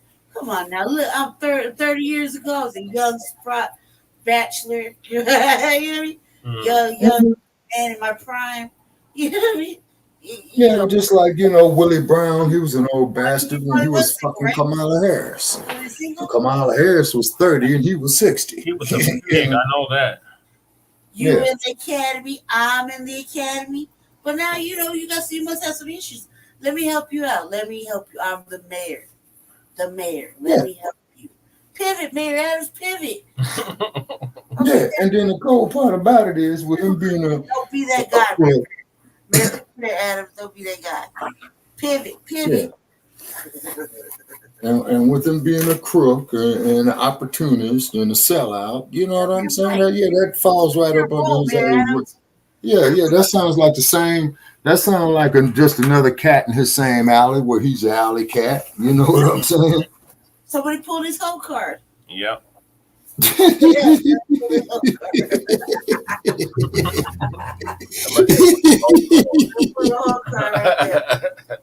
that's right. Cam. Yeah, all that. And keep in mind, people here at Frontline Black News, you know what I'm saying? We speak against the popular version of what is true. It's because we're tired of all this prepackaged bullshit. You know what I mean? And if you've been through stuff that I've been through on this political scene going on the last 50 years or whatever, where's your my thoughts on it is to hell with you, Adams. Going against Master Biden. Oh yeah, what's the matter, boss? We sick? See, we sick. Okay, and then I guess, man, that field slave came up to him, and Eric Adams said, "You know what, man? Yeah, let's go run away." But then they yanked him by the balls, by the chain, and says, "No, nigga, what's better than what you got right here?" Yeah, that's what they did. Oh yeah. And then, and he's a sycophant, you know what I'm saying? And he didn't kiss the right ass. You see what I'm saying? Yeah. He pissed off the wrong ass that shitted on him, coming up, to be the mayor and all that, well, he's skinning and grinning. Master made me the mayor of New York City. You know what I'm saying? And keep in mind, one of his predecessors was that sorry, no good piece of shit by the name of Rudolph Giuliani. Yeah. Keep that in mind. Yeah, You see what I'm saying? Yeah. Mm-hmm. And he wanted that shit because wasn't he a police officer too, people? Yeah, I think it was a pig too. Oh, yeah. So when they gave the order for that. Yes. So when they did that, so and he was a New York police captain, so he's been out there doing a whole lot of stopping and frisking, planting evidence, and all that old good shit. Yep, all that stuff that the NYPD is notorious for. Oh, yes, sir. Just like Chicago, Denver, Los Angeles. You know what I'm saying? San Francisco, Oakland, Sacramento. You know what I mean? And, oh, no, man, but I don't see color and all that old shit. But color sure to see your black ass getting it down. Didn't it now? You know what I'm saying? And keep in mind, this isn't hate. You know what I mean? We're just telling it like it is here at Frontline Black News. It's because I'm sick and tired of seeing my people getting fucked over on bullshit. I'm sick and tired of seeing our men folk being falsely accused by these no good ass bras out here. And half of them need to go out there and go suck a dog's dick. Shit. Yeah, we approve. And I'm just telling it like it is, you know. Then again, it's half of these wretched ass looking bras. It's like them bras that who Bill Cosby said that he drugged. Man, I wouldn't let none of them ragged ass heifers suck my dog's dick. Right. That was tore up. They trying to hit him with another case, Shabaka. Yeah, that's what I'm hearing. The man is 85 fucking years old. Man, he ain't got too much longer to live. Leave that man alone. Right. He already did, 3 years in prison? Yeah, and plus you do know that Bill Cosby lost his only son. Is because I remember the case, man, where his only son was changing the tire on the 405 freeway at the Sunset Boulevard exit, which is over there in the ritzy part of town. And the perpetrator, which was a white dude, came out there and shot and killed him. And then he get up there and go tell all his white friends, oh, I shot a nigga, and it's all over the news. And they got him. You know what I'm saying? But switching gears. Yes, sir. To our last two topics of the night, and that is our Unhoused Neighbor News and our Unhoused Neighbor Sweeps.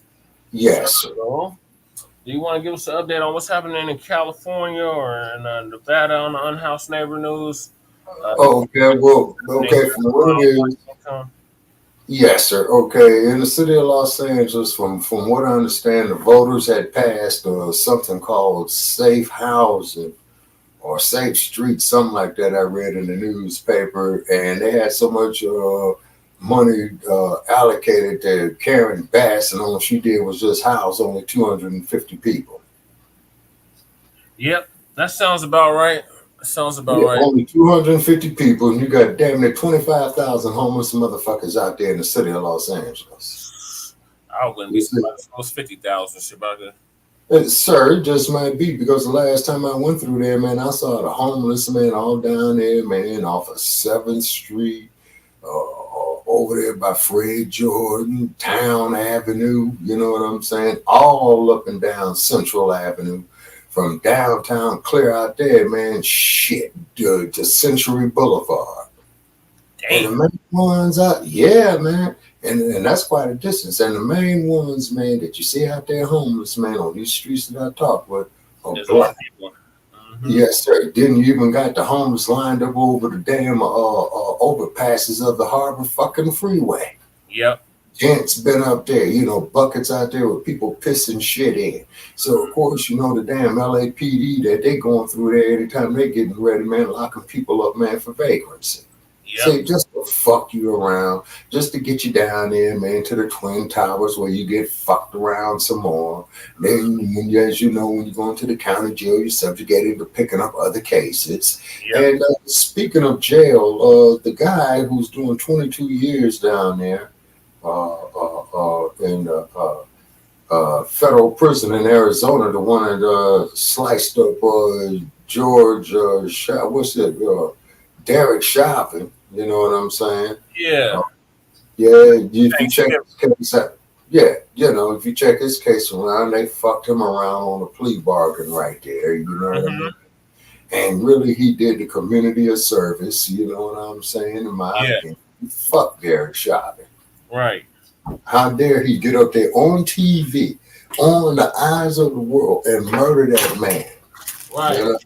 And he knew exactly what the hell he was doing. The way, and one of our brothers had explained it to me, Brother Paris, that I talked with it about. And he says, no, if you notice that Chauvin was had his hands in his pocket, and while he was killing him, he says what he was doing is that he was applying different methods. I thought Chauvin was up there playing with his dick while he was killing. That's what it looked like. It looked like he was getting off on killing him. Yeah, no, you got some sick motherfuckers like that do carry badges. Oh yeah, big time. Yes, the human mind. They got Because AIDS and they sitting up here raping black women. Oh yeah. You see, and then you got to keep in mind, man. Daniel Host Claw. We see you, motherfucker. And then also too, keep in mind, man. Look at these motherfuckers like Jeffrey Dahmer. Look at motherfuckers like Richard Ramirez. Look at that motherfucker who was the Boston Strangler. Look at that son bitch who was the Skid Row slasher in the 70s in Los Angeles. Oh man. Oh, you got some sick ass motherfuckers out here, sir. When these psychologists tell me, and I think psychologists, I think they on some type of dope or something, man, or fucking themselves. Freud was on dope. Sigmund Freud was on dope, and this is a motherfucker who's going to sit up and tell me who was a homosexual, saying that there is something wrong with heterosexual men. Siggy was on dope. He was getting fucked in the ass, which is his business.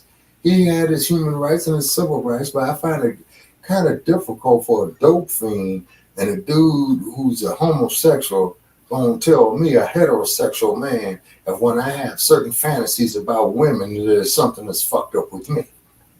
Yeah, that's bullshit. Totally. You know what I'm saying? And I know, Brother Che, in your curriculum, man, when you got your degree, you had to sit through a course of that bullshit. Yep. You see what I'm saying? Now, how is a homosexual getting fucked in his ass is going to tell me what's going through my mind, and I'm a heterosexual person that likes pussy? No disrespect to the ladies. Okay, I'm just being real out there. Because they didn't like the fact that they was calling it gender dysphoria. That's what it was. It was gender dysphoria. And then they changed it. They took it off the DSM. Okay. And please specify the DSM, sir. That's what the American Psychological Association uses to determine different mental situations, conditions. Okay. You know, Dr. Frances Cress Welsing, she kicked in the door for Black psychology.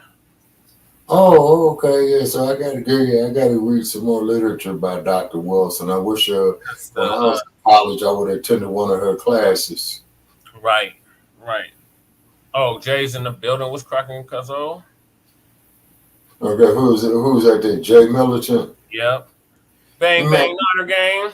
Man. Thank you for taking care of those singles. That was much appreciated. Man. I'm so sick of their goddamn fans. Eagles, eagle fly. No, die. God damn it. Why the hell they in a protected class, but we ain't?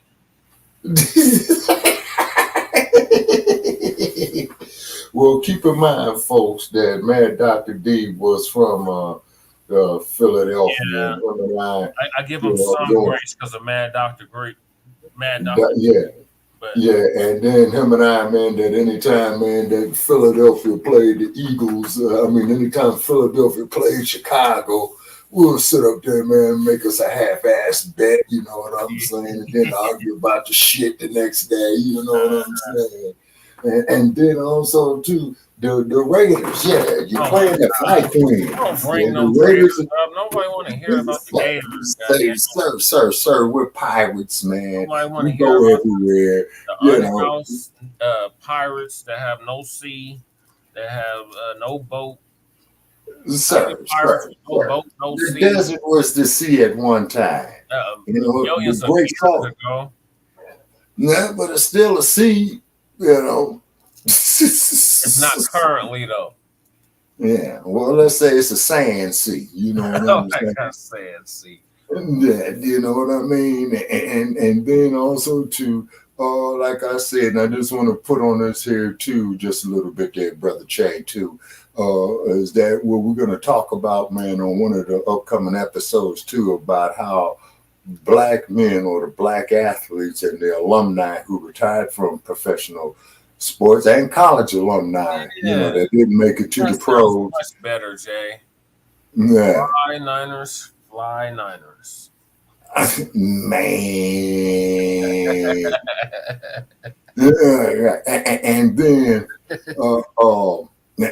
then, but this is the more reason why we should be forming our own professional sports leagues, is because with the level of talent that we have at the high school and the collegiate level, and then of course at the professional level, I honestly believe in a 5-year period of the retired athletes who got the money, man, and the doctorate degrees who played in college or business and what have you in finance. I think if you gentlemen put together a think tank, I think you could do it. And I think you could make a major economical shift in this motherfucker.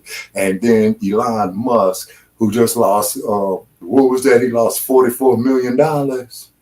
44 billion. Oh, okay. Then hopefully we could hit the bastard in his pocket and he lose another 44 billion. He would still be 100. He'd still have $100 billion. Oh, okay. Then we'll try a way to break that too. The same thing with him and Bezos. And so, like when here's a question. You think Van Jones still got that $100 million? Hell no, man. Hell They no. gave him for crying on Caucasian Nazi Network. Yeah. And Bezos and the other fool up there with the Virgin telephone. If you don't want to donate to a worthy cause and drop some bread on this platform right here, this is a very, very worthy cause. That's right. Yes, this is a very worthy cause. See, because we're trying to do something here. We're trying to secure a couple of people's retirement. We're trying to help unhoused neighbors, and we're trying to help Black youth.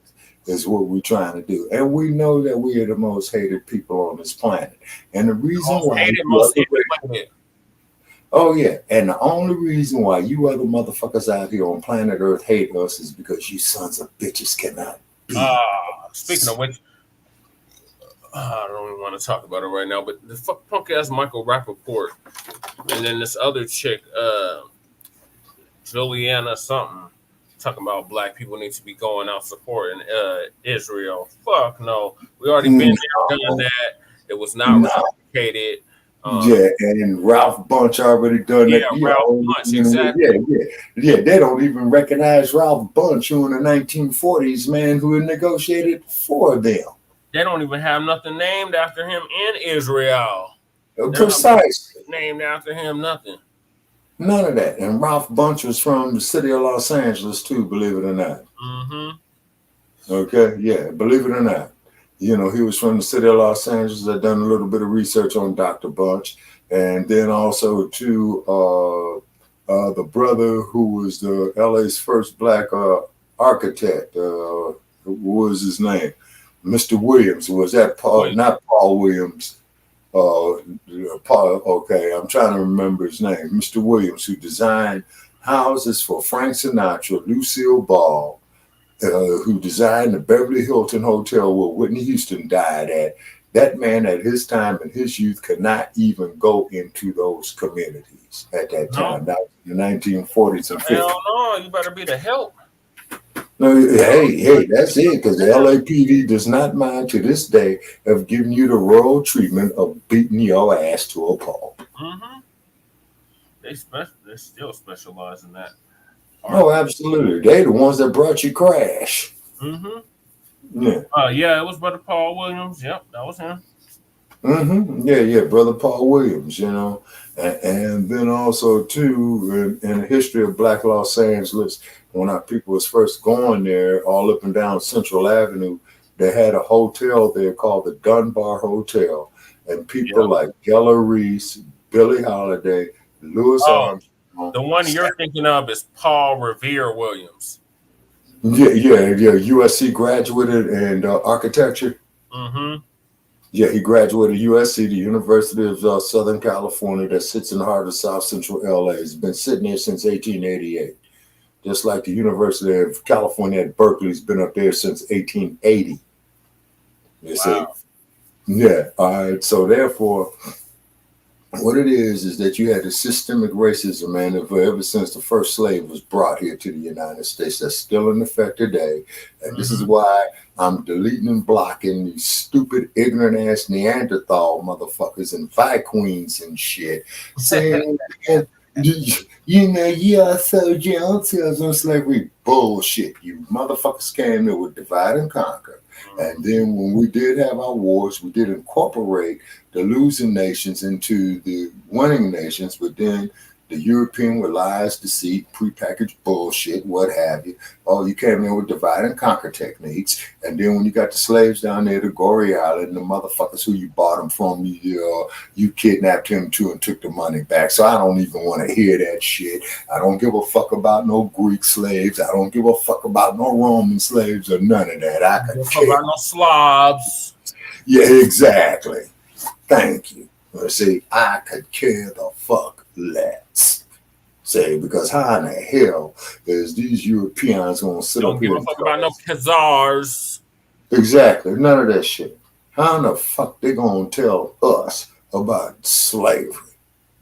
How the fuck they going to tell us of how the fuck we should feel? And it's not so much the goddamn slavery, Brother Che. What it is too, man, is the Jim Crow era.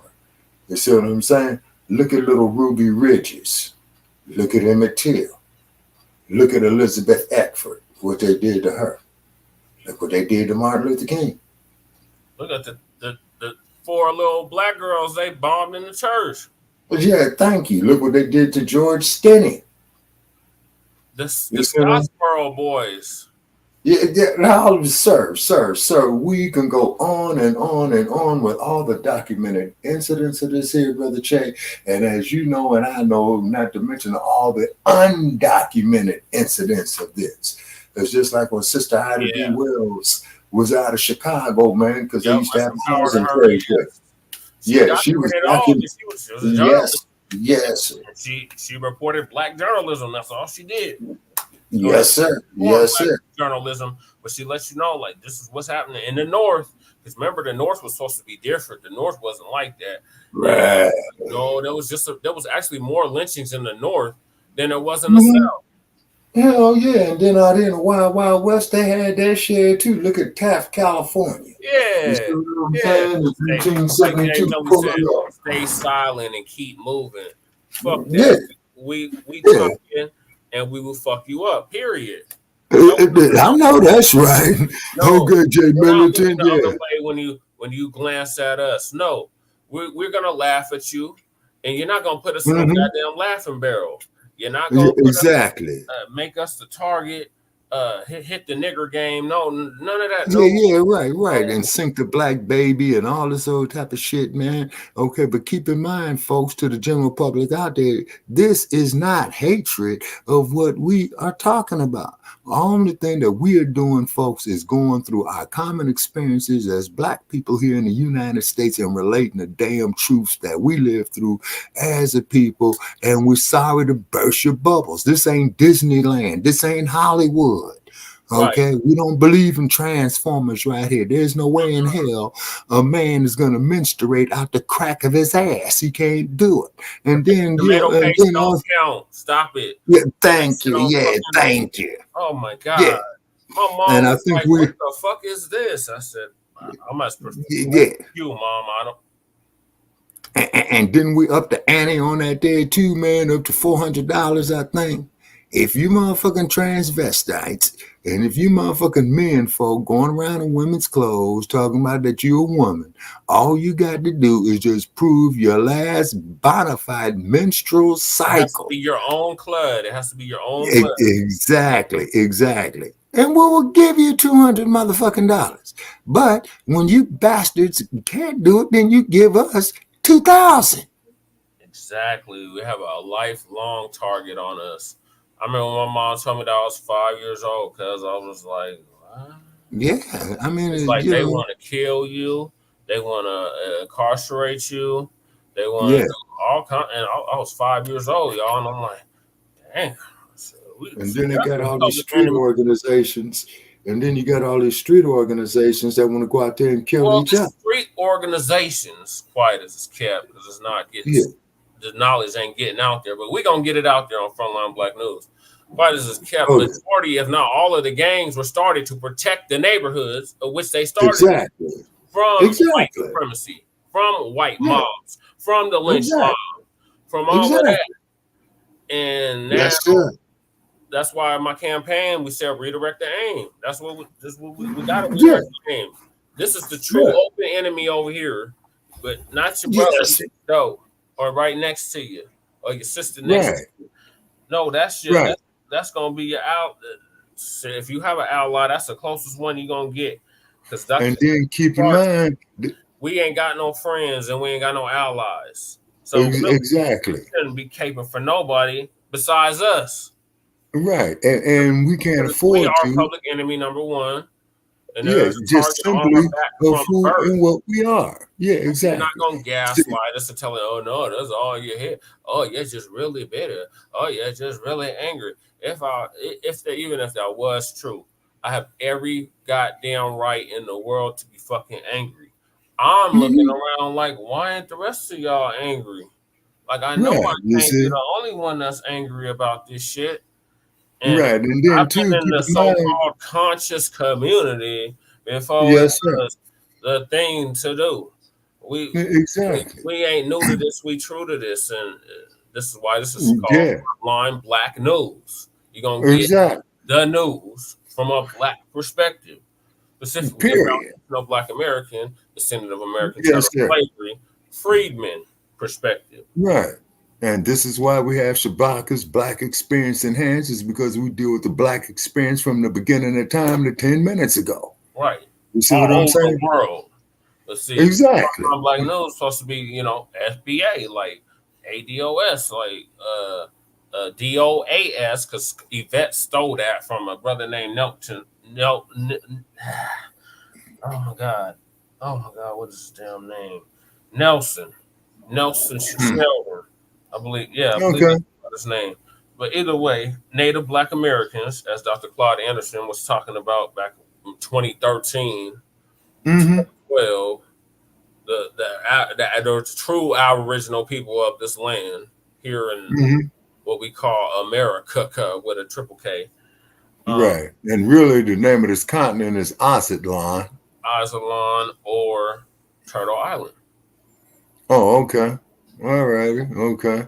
And then also, too, folks, me and Brother Trey are going to be doing an episode on Shabaka's Black Experience. Maxim. That's another one, a Maxim. A Maxim? Yeah. How's that spelled?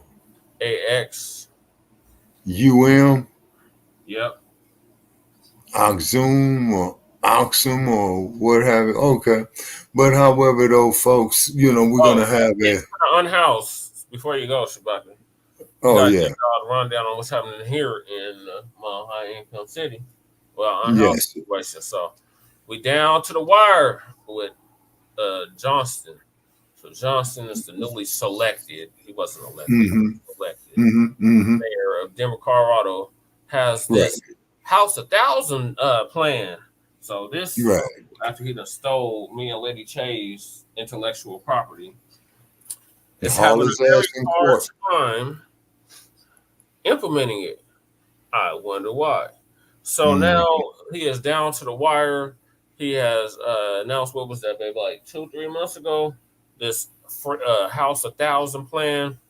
And and he's planning to house 1,000 people by the end of the year. So we're down to the last month of the year. This is the end of the year, and he is very well short of his goal of 1,000. So they saying on the local news, the dashboard, which is on the website, city website, he is like 311. So he still got like almost 700 more people, at least 700 more people. He got a house in 4 weeks, and that don't even incorporate the migrant invasion. This is allowed. This is being allowed to happen, and anybody that's against it is being silenced. So this is what the update is on that. As I believe this video was very recent, like today or yesterday. Anyway, it's our local Fox affiliate out here, 31. All right, let's see what they're talking about. Oh, I'm not even sharing the screen. I'm sorry, y'all. I gotta share the screen now. Yeah, we got a target on us from birth, Jay Millie.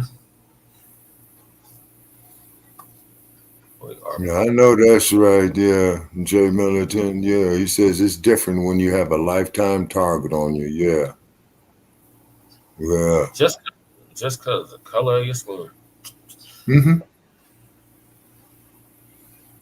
He wants you to help at the micro communities. Lisa D'Souza explains what they're looking for, what they need, what the plan here is. Good morning. Well, right now it sounds like the city's bracing for a potential big boost in the mayor's goal to house 1,000 people. Hold on, I gotta pause this real quick. So that's the city and county building. Behind her, her is a major.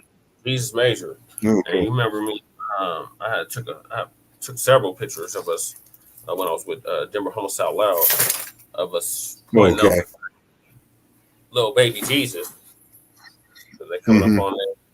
They're coming up on their solstice holidays. So they got a major, and the major's all covered up.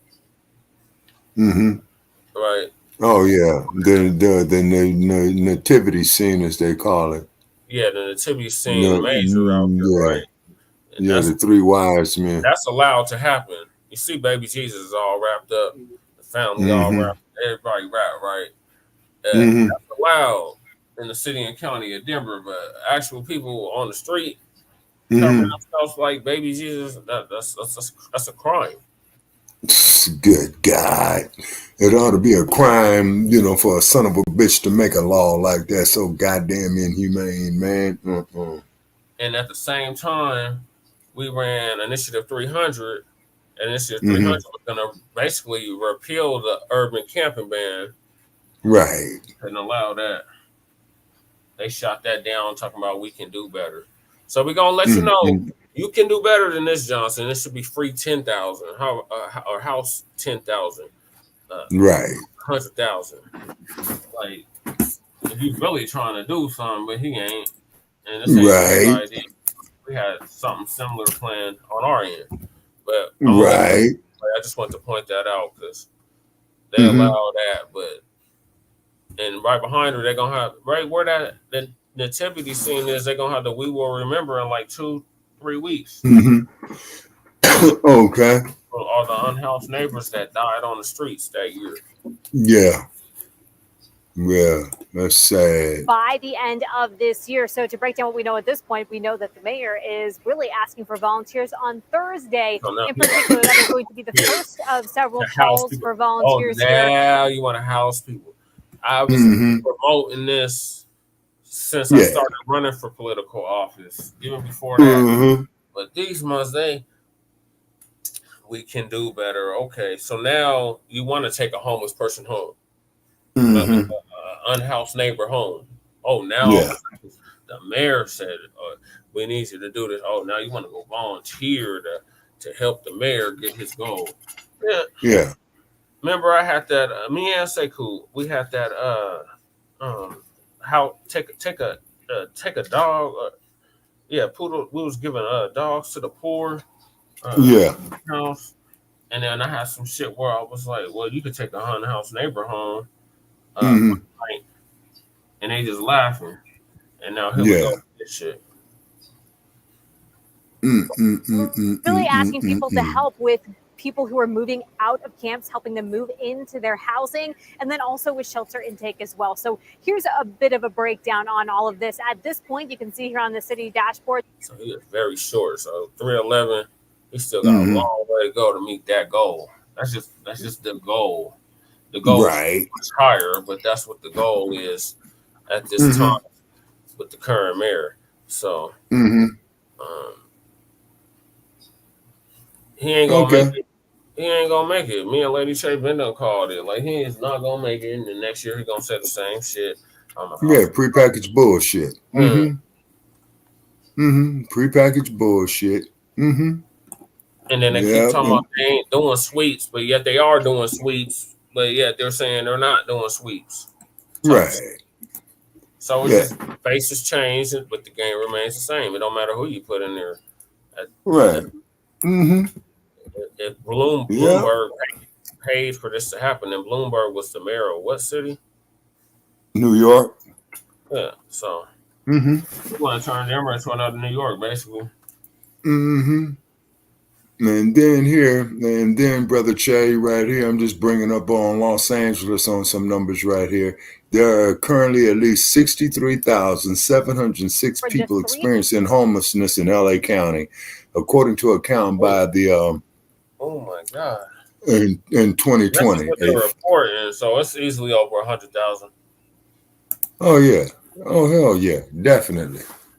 You see what I'm saying? Okay, so let's see what's going on with Denver. Yeah, so he's short. He's shorter to go. Yeah, how many unhoused neighbors they lying saying we got? Okay. He was trying to house 100, no, 1,000. Yeah, but the goal is so low. You should be at 10,000. You got all these goddamn migrants. We done took on like 28,000 migrants in the city of Denver alone. They started this shit last year. It was the last December they started allowing these motherfuckers a refuge and asylum. Damn. Abbott's ass started sending them up here. I gotta get the hell out of El Paso. You got two choices, LA or Denver, and they're going to Denver. Right. And then, of course, old Governor Bud, you know, he's the ones that crossed the Rio Grande River. He's immediately putting them on a bus and sending them to the Democratic cities. Yeah. Greg Abbott. Yeah, Bud. No Bud Abbott. Great state of Texas. Don't mess with Texas, Chewbacca. Those cowgirl friends are real enthusiastic right now. Oh, yeah, particularly about their Second Amendment rights. Oh, yeah. 111 people. But they wouldn't have Cowboy if it wasn't for black people. Exactly. Because we were the original cowboys. And then keep in mind that a lot of knowledge that came with our ancestors, man, on a slave trip about horses and cattle from the Songhai Empire. Yep. If you see a movie, there's been a connection there, Chewbacca. That connection has been there. It's gone dormant for a number of years, and now it's time to revive it. But getting back to this shit, so they're gonna give us a rundown on what the mayor has in store for meeting his goal or attempting. Okay. So they got prepackaged bullshit. House 1,000 goal that the mayor has. 4 weeks left, obviously, in the year here, so time kind of the essence. The mayor, though, here's the thing, recently announcing plans to hopefully add 200 more people to that tally, citing plans to clear out camps at 28th and Curtis, along with 48th and Colorado Boulevard.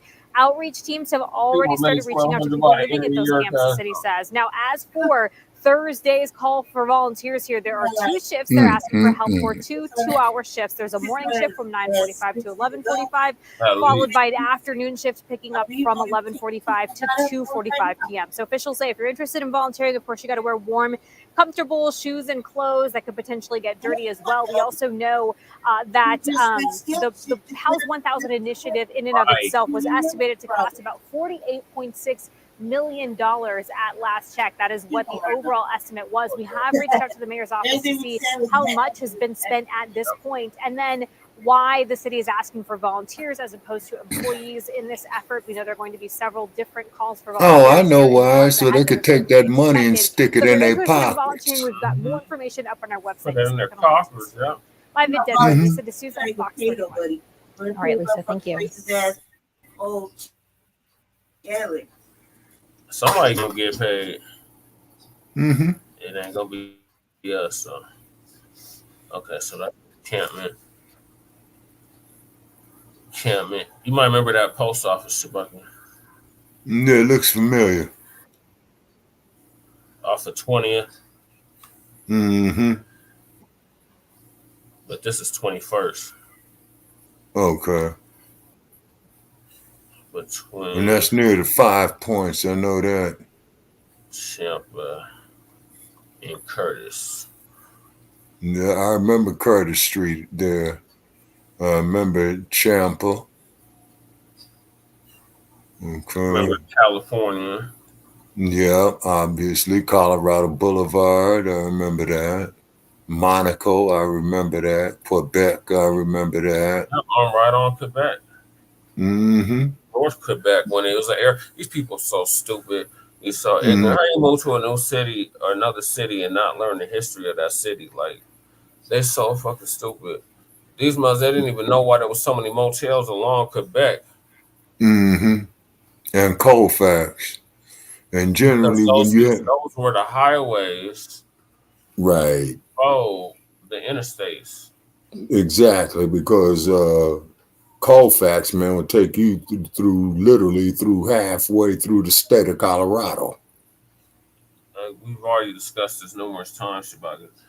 Mm-hmm. It will take you from California to damn near New York. Okay. Okay, so it's just part of a federal highway system going from the East Coast to the West Coast or the West Coast to the East Coast. Yeah, but it's like Route 66. Highway. Yeah. Okay. Okay. Okay. Yeah. So, and I remember the street Josephine there. And then I remember y'all. Josephine. Remember I was on Josephine. Yeah. And then I remember the street where little Pierre's used to be. That was Downey. Yeah. The very first. Shabaka, that's a condominium now. No, man, because the very first time I went to Denver, Colorado, I went to the Blacc section, and that's why, because I had some people ask me, man, where's the neighborhood at? And I go over there and saw this little night spot called Pierre's, and I went off in there. That was the spot, especially at that time. You talking about the early 2000s? Yeah, 2002. I believe it was the very first time I visited Denver, Colorado. Yeah, I was a junior. No, I was a sophomore in high school. In 2002.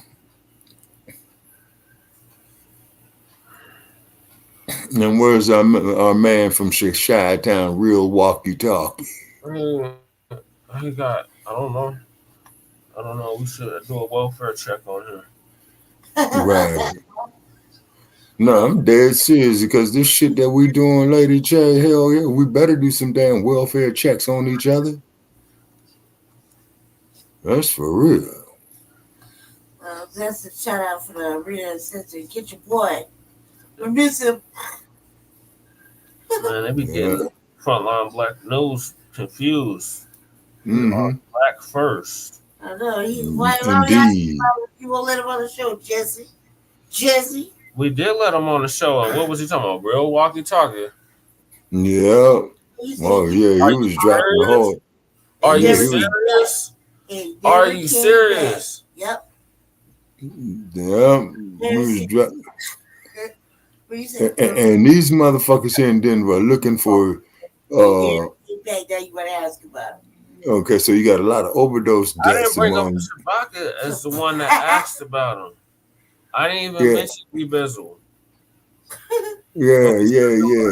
Check on him, brother. Yeah.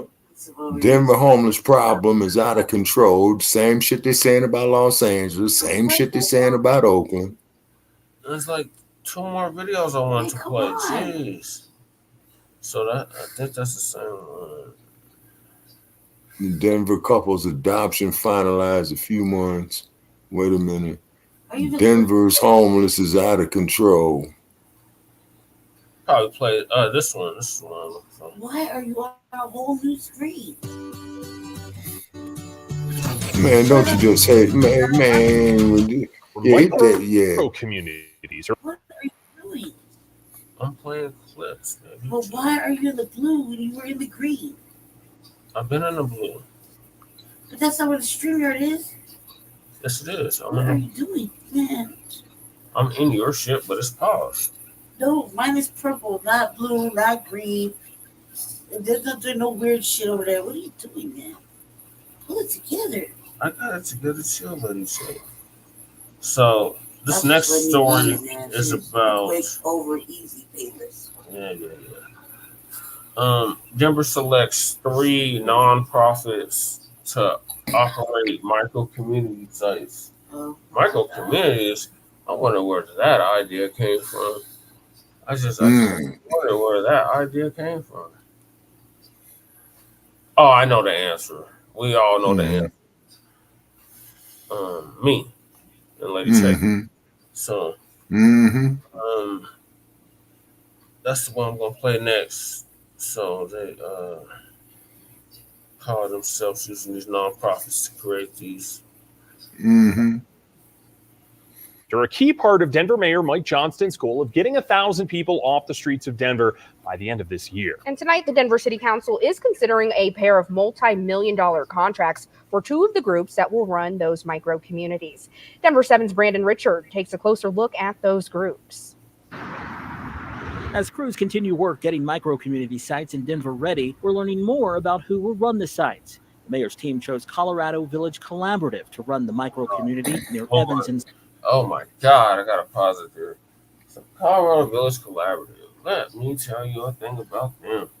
That is a racist ass organization. Right. I remember Evans Avenue. I remember that brown building. That is white first. Oh yeah, you remember that. Oh, you remember that building? Damn, that's been a long time ago. It's apartments now. It's just an apartment building now. It's like a school or something. There used to be something else before that. But yeah, that's Evans right there. I think that's off 85 Santa Fe.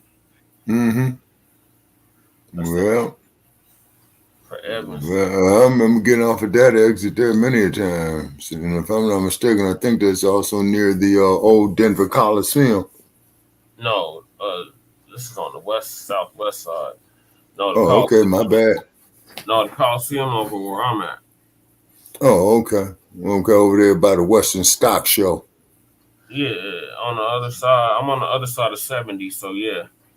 Okay.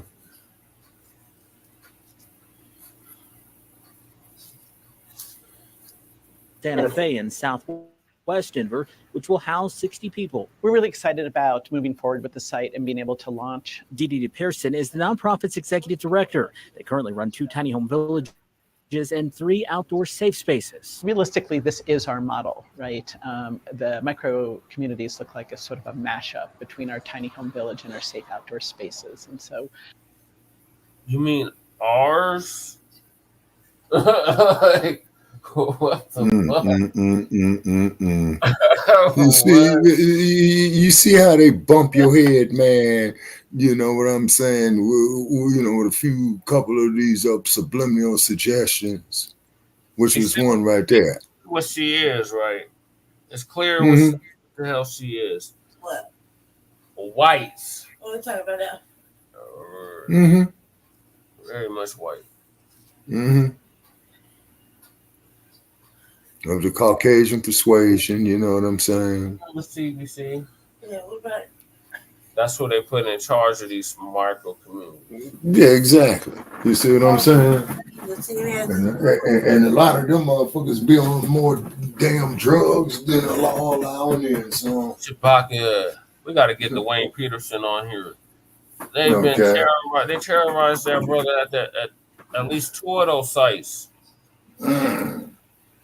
Oh, that's fucked up. He's still unhoused too, by the way. Like, damn, motherfuckers from whole different countries is getting priority over him.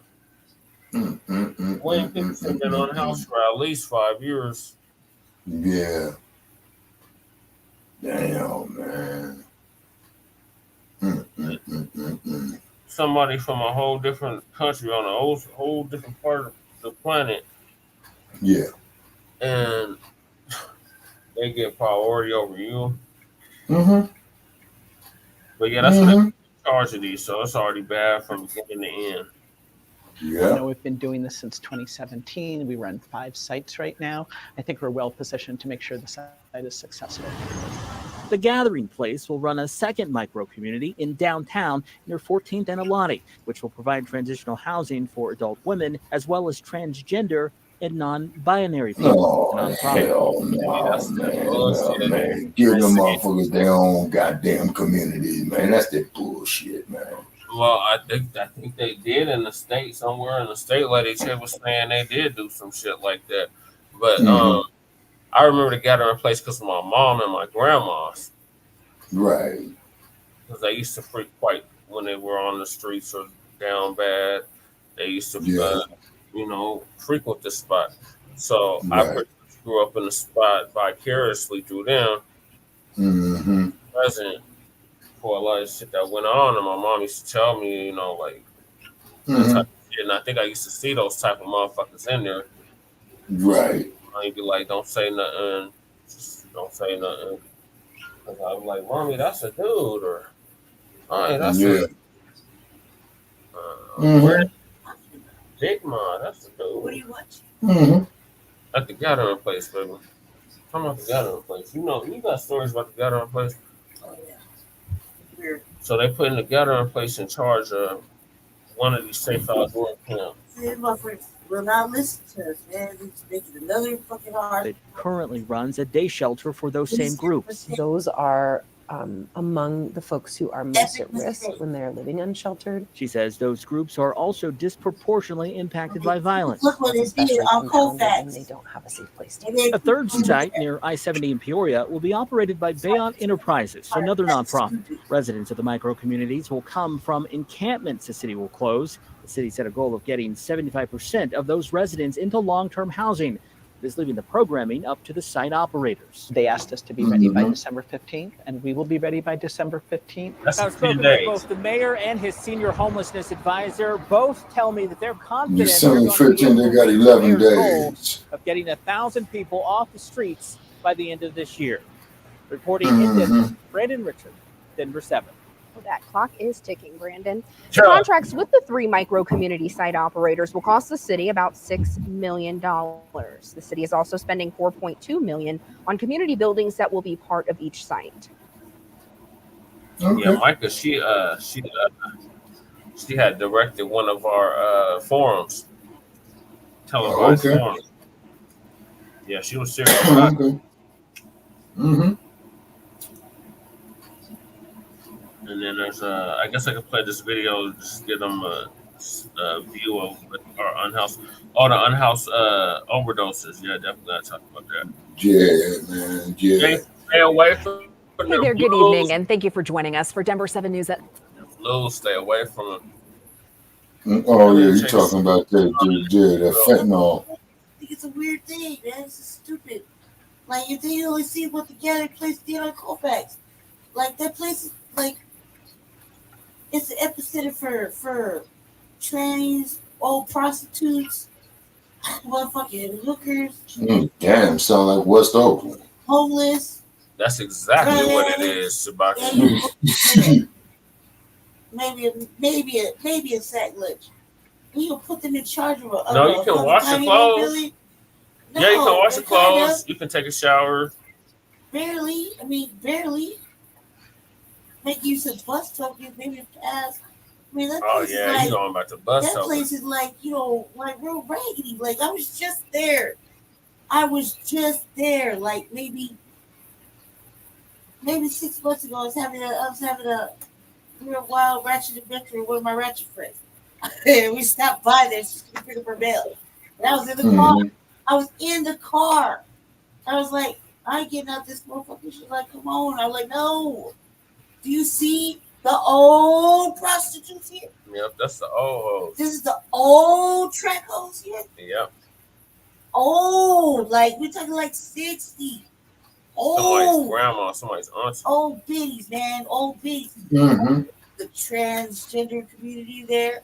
Lots of transgenders. Lots of trans white people. Yeah. And a lot of just hoes, old hoes.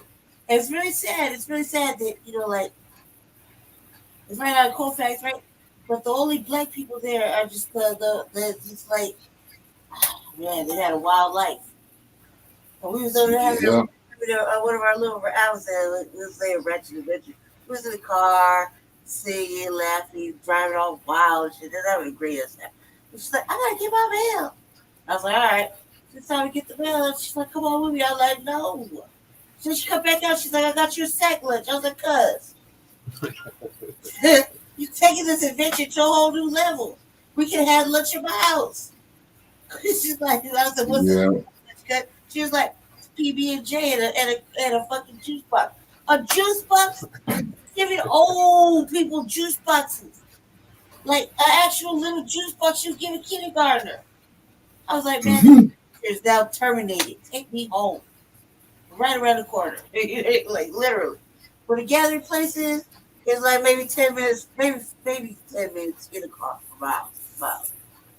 I'm like, this adventure is sleep over. Yeah, it's right on High. I'm no longer having fun. It's on High Street. I was like, I can't believe you went in this motherfucker, got your mail, and brought out a sack lunch. Directly across the street is What's really funny about that story was like, we had money and everything on us. I was like, why you do that? She was like, because they were offering sack lunches to anybody who needs one. Yep.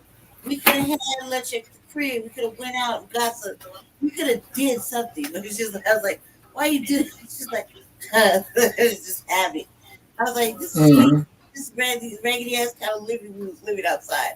You know what I mean? And then now inside just playing around and going for rides in the car. And, and that's what she did. That's what we do it. I'm like, this place is off the chain. It's bad.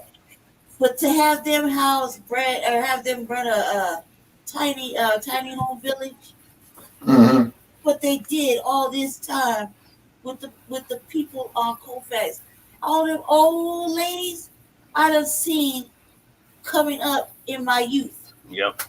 Yeah. I can know them ladies' names by hand because I rode the bus with them. Yeah. Or I was out the street with them. Or I gave them some change. Or we shared a brew. Yeah. You know what I mean? I was always outside. So I know these old ladies. I mean, these old ladies are like 60, 70 years old, still shaking it down the boulevard. They're Colfax, East Colfax. Yeah, East Colfax at that, yeah. They're down the East Colfax. They only got to walk a couple blocks, man. I'm like, you still here? Let me help you. I don't want to be helped. I don't want to be helped. Eventually you just know the old ladies don't even want to have conversation about nothing. They're just out there for whatever they're out there for. I was like, all right, man. All right, but let me stay in the car because at this point in time, I mean, I had people come up and start talking to me at the window because, you know, they recognize me and whatever. You know what I mean? We having a real life conversation. They swarm in the car like, hey. I'm in the car and I'm like, hey, Brandy, dog. And I'm like, oh, shit. Like that. You know? I'm like, what's that? And they're like, hey, what you got to drink? I'm like, man, is that all we know Brandy by? Because Brandy got a shit. Got her pocket, Brandy. Hey, we know you got some. Can you do something? Can you help me? What you up to? Oh, you doing this? Or you? Oh, I saw you do running for mayor. Like, damn, what you doing? I said, nothing, just chilling. Oh, you just slumming? No, I ain't slumming. I live right down the block. I live right here. I live right up the street. Right. You know what I mean? I'm not slumming. What the fuck that mean? Just because I'm riding around with my sister. They're like, oh, you gonna come and have lunch? Fuck no, I ain't coming in there and have lunch. That place still got bed bugs. Oh, and roaches and shit. And they come with the laundry. They come in the mail and stuff. You know what I mean? This motherfucking shit is crawling around. It's right there in East Colfax. It's a haven for bed bugs, cockroaches, and fucking, gossip and fucking ratchet shit. And old yeah, Alex is wild. Those old ladies are wild. I was like, oh man, this ratchet ass adventure is over now. I'm gonna go home. Straight with home. We straight with home. Actually, I went to your house after that. You sure did. I was like, just take me back. Here you go, come back. All right. I went to your house after that. Yep. Came in and was like, I'm done. I got a sack lunch. It had a fruit cocktail in it. A peanut butter and jelly set. That's what you give your elders. Put together, put to be ashamed of themselves. This shit is just like jail. You get a PB&J's, a fruit cocktail cup, and a motherfucking mini juice box that came in a 6-pack and keep scooping. Come on now, cuz do better. This is horrible. Yeah. But they're gonna run a micro community. That's $3.8 million that's going to these little tiny homes. You know what I mean? That's $8 million. So you think they'd be able to come up instead of a drink box? You know what I mean? They can feed the elders better, like an actual sandwich with, like, lettuce, tomato, some sort of meat, cheese, a couple condiment packets, some chips. Do better. That's what they used to give out. They don't do that no more. You got a motherfucking inmate over there. I feel like the inmate over there just slapping PB&J's together. Sack lunch. Sack lunch. And you your sack lunch. And you But I'm going to tell you something. You put the PB&J. Mama and baby get 2 sack lunches. Yeah. 2 sack lunches. That's a World War II shit. That's just yeah. What, you talking about K rations? That's just But they got shit in cans from World War I and World War II. Yeah. And believe it or not, that stuff will stay preserved, man. Believe it or not. They ain't saying too much. They just listening. Okay. Okay, so therefore, I'm up here sharing this here. Overdose. Hold on, I'm gonna get this overdose situation. So the blues. It's definitely giving blues the blues. Okay.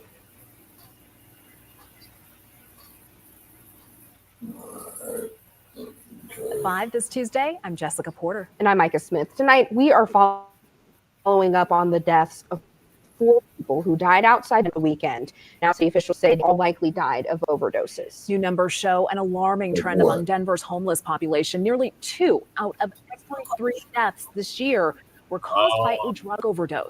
Advocates for the homeless worry those numbers will only get worse before the year ends. Denver 7's Brandon Richard has their message tonight. I'm Denver 7's Brandon Richard. At least 4 people died outdoors in Denver over the weekend. Now, health officials say it appears that those deaths were caused by drug overdoses. But homeless advocates say it highlights a growing problem that they're hoping city leaders, including the city council, will pay more attention to. It's another way to get them in. As an advocate for the homeless, Amy Beck is a busy woman. In between providing outreach at encampments, you can find her sitting in the front row at a weekly city council meeting on homelessness and migrant issues. Sometimes they're not aware of everything that's going on, or they don't have a... She was at that town hall that unfortunately was able to attend at the Martin Luther King Jr. They finally put the Jr. on it, Shabaki, after all this time. Okay. Martin Luther King Jr. Rec Center on 38th Newport. Okay. I recall seeing Newport. I can't quite place it. Yeah, it's close to Monaco. Okay. Yeah, Monaco I'm familiar with. Yeah, so between Monaco and Quebec. Okay.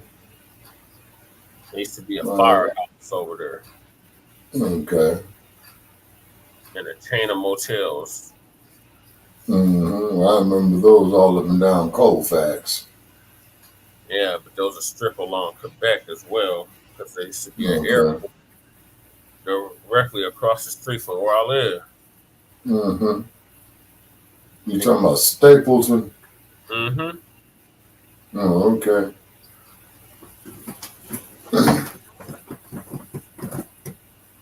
So this broad trying to prod me for information, talking about what can we call what should we call the migrants that are unhoused?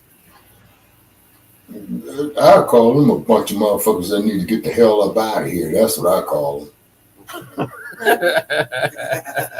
Yeah, that's what I told her. Perspective from the streets. Amy wishes city leaders were more aware of the growing number of people dying on Denver streets. What I've really Man, noticed. don't nobody make no motherfucker take no damn drugs. Shit, you should have known the job was dangerous when we took it. According to Denver Medical Examiner data, 260 people experiencing homelessness have died this year. Of those, damn, so that means that we will remember it's gonna be at least 300. Oh yeah. And that can go to 1,000 easy. But that they're gonna name out, because last year was what, 244? Mm-hmm. What is this 107.73? I think that's 260 homeless deaths. Yes. So is that over 173 days? Let's see. 173. Ooh, so they're saying majority of them were drug overdoses. Oh, okay. 173 drug overdoses. Okay. Now you see the narrative they're trying to go here with this, Brother Check. Mm-hmm. I see exactly why they're trying to go there. Yeah, because they're gonna try to say, well, the homeless is out there because them is dope fiends. Mm-hmm. Motherfucker, if you didn't have no place to wash your ass, change your clothes, live outside, worrying about your goddamn safety and your health, watching motherfuckers around you because you don't know if they're trying to put a shiv in your back, man. You're not trying to take your shit. Yeah, that'll cause any motherfucker to go out there and use dope and be stressed the fuck out all kind of way. Because see, what it is homelessness, brother, is a process of mental instability. Mm-hmm. Uh-huh. Yeah, it causes you to go crazy. That's my point. And then all these people out here saying how they... So they're being exposed to drugs that they wouldn't usually use. Those numbers don't yet include 4 outdoor deaths from over the weekend. The medical examiner's office told us those deaths were likely caused by drug overdoses. While they say they found no signs of hypothermia, Amy suspects the cold weather played a factor in a different way. Well, what I would have to say is that people use often as a coping mechanism for very severe cold weather. That's why she was disappointed when Governor Polis recently derailed efforts by some in his party. Oh, my Lady Chatty, didn't you just say that recently? Yep. It's our gay ass governor, y'all. Seriously, he's gay. Lord. Gay ass governor. Polis. And is that Buckner? Oh yeah, that's Buckner. That's the one I was trying. Y'all spreading disinformation about that COVID thing. No, the hell we not.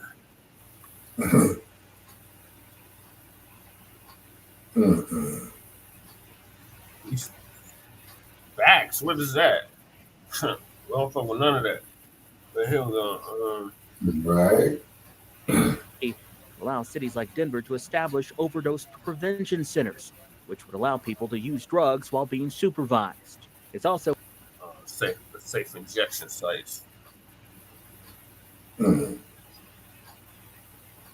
When it was us, it was lock them up and throw away the key. Yeah, that's what they're doing in California, the motherfuckers. I heard California is releasing a lot of motherfuckers. Oh yeah, they're probably hearing the word up on Cop Mala, because it's probably in the state is going to get hit with an avalanche of lawsuits, man, for false imprisonment.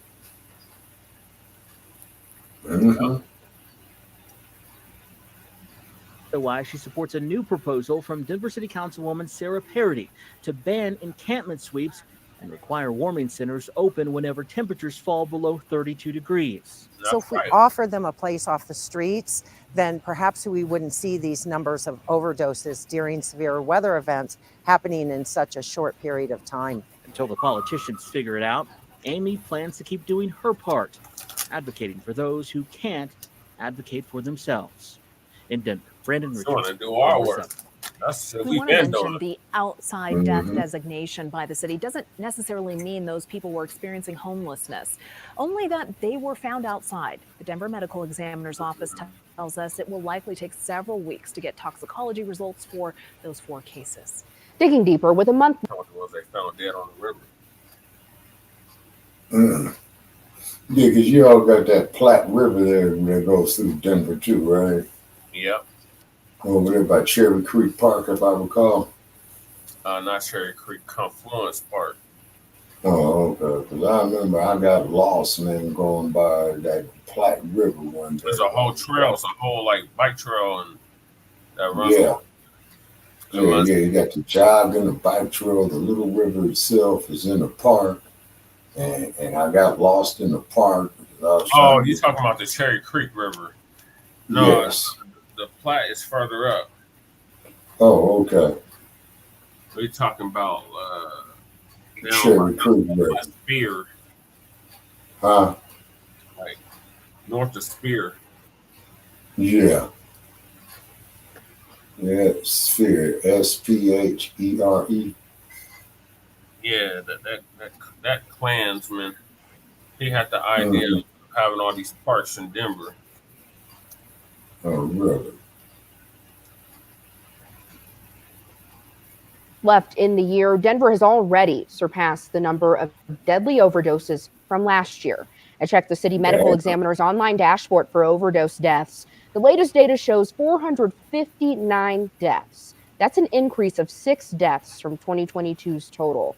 In 2023, 299 of those deadly overdoses involved fentanyl. That's them blues.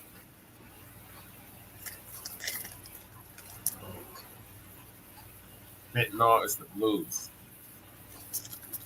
It's the what now? It's the blues. Okay. On the streets, if you're looking for that shit, motherfucker, it's talking about. I got that fentanyl. Yeah. Talking about he got blues for the fentanyl. Mm-hmm. Okay. Noted. Be sure to bypass them motherfuckers when I come to Denver. You're gonna want to Muhammad Ali him. Mm-hmm. Yeah. Yeah, his sting like a B combination was 3 left jabs right across left hook, right uppercut, left hook, overhand right. Correct. Mm-hmm. That's what you want to do to him. Mm-hmm. Yeah, and then I guess the police department there in Denver is still going harassing them and all that old shit. Oh, we already know that. That's a given. Mm-hmm. That just comes with it, You'll get time and a half for just standing around doing nothing. Mm-hmm. You know, recorded so many times. Mm-hmm. Him, Mr. Patrols. I know what he take, Mr. Patrols, definitely. Mr. Patrols. Yeah, I got a little time in today. I wish I was still today. Yeah, what's up with Mr. Patrols? We used to do patrols in the neighborhoods, right? Right. I do this in a while. Okay. I got a little time today. It's free. I just find out where the homeless was. Shit. I was how neighbors was because they keep moving them around. They've been moved to Park Avenue. Mm-hmm. Yeah. Unless you hit, if you're driving from City Park to downtown. About time you hit Steel, you're gonna see some encampments.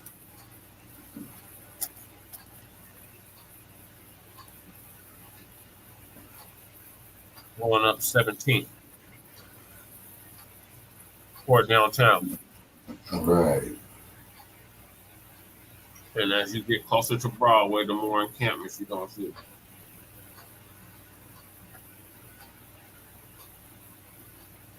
So 17th turning to 18th, and then go right into downtown. Mm-hmm. Past the hospital. You remember the hospital, the old children's hospital? Mm-hmm. Yeah. That's where they at now, out there, around there. They tore that down. Still a hospital, though, I think. Something medical related. All right, y'all. So we are winding down. Thank y'all for everybody that tapped in tonight. And make sure y'all like and subscribe to the Frontline Black News and Shabaka's Black Experience and Dance. And of course, the Revolutionary Agenda on YouTube and Facebook, and Twitter to X. So, you have anything you want to close us out with, Shabaka?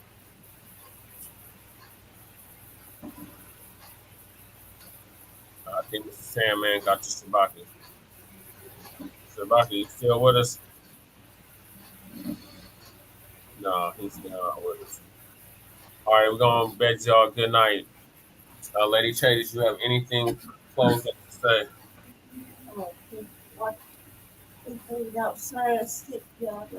Oh, shit. Okay, well, let me know. Let us know. Next time I go live again. Okay.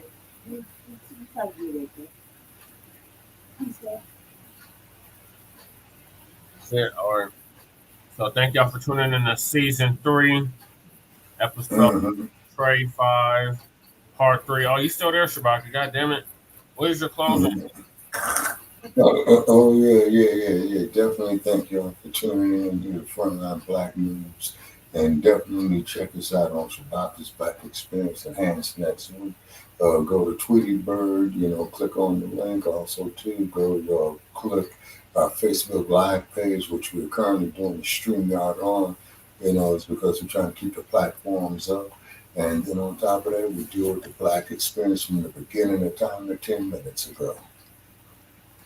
That's right. We sure do. So make sure y'all do that. So, yes, sir. Peace, love, light, reparations, and separations of Black empowerment.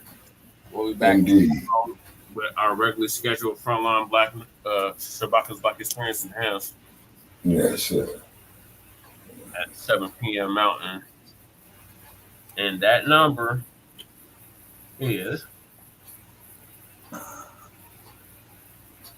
516-418-5996. And press 1 and you'll be added to the queue. So peace, love, light, reparations, and separations, and Black empowerment. We'll see y'all later. Peace.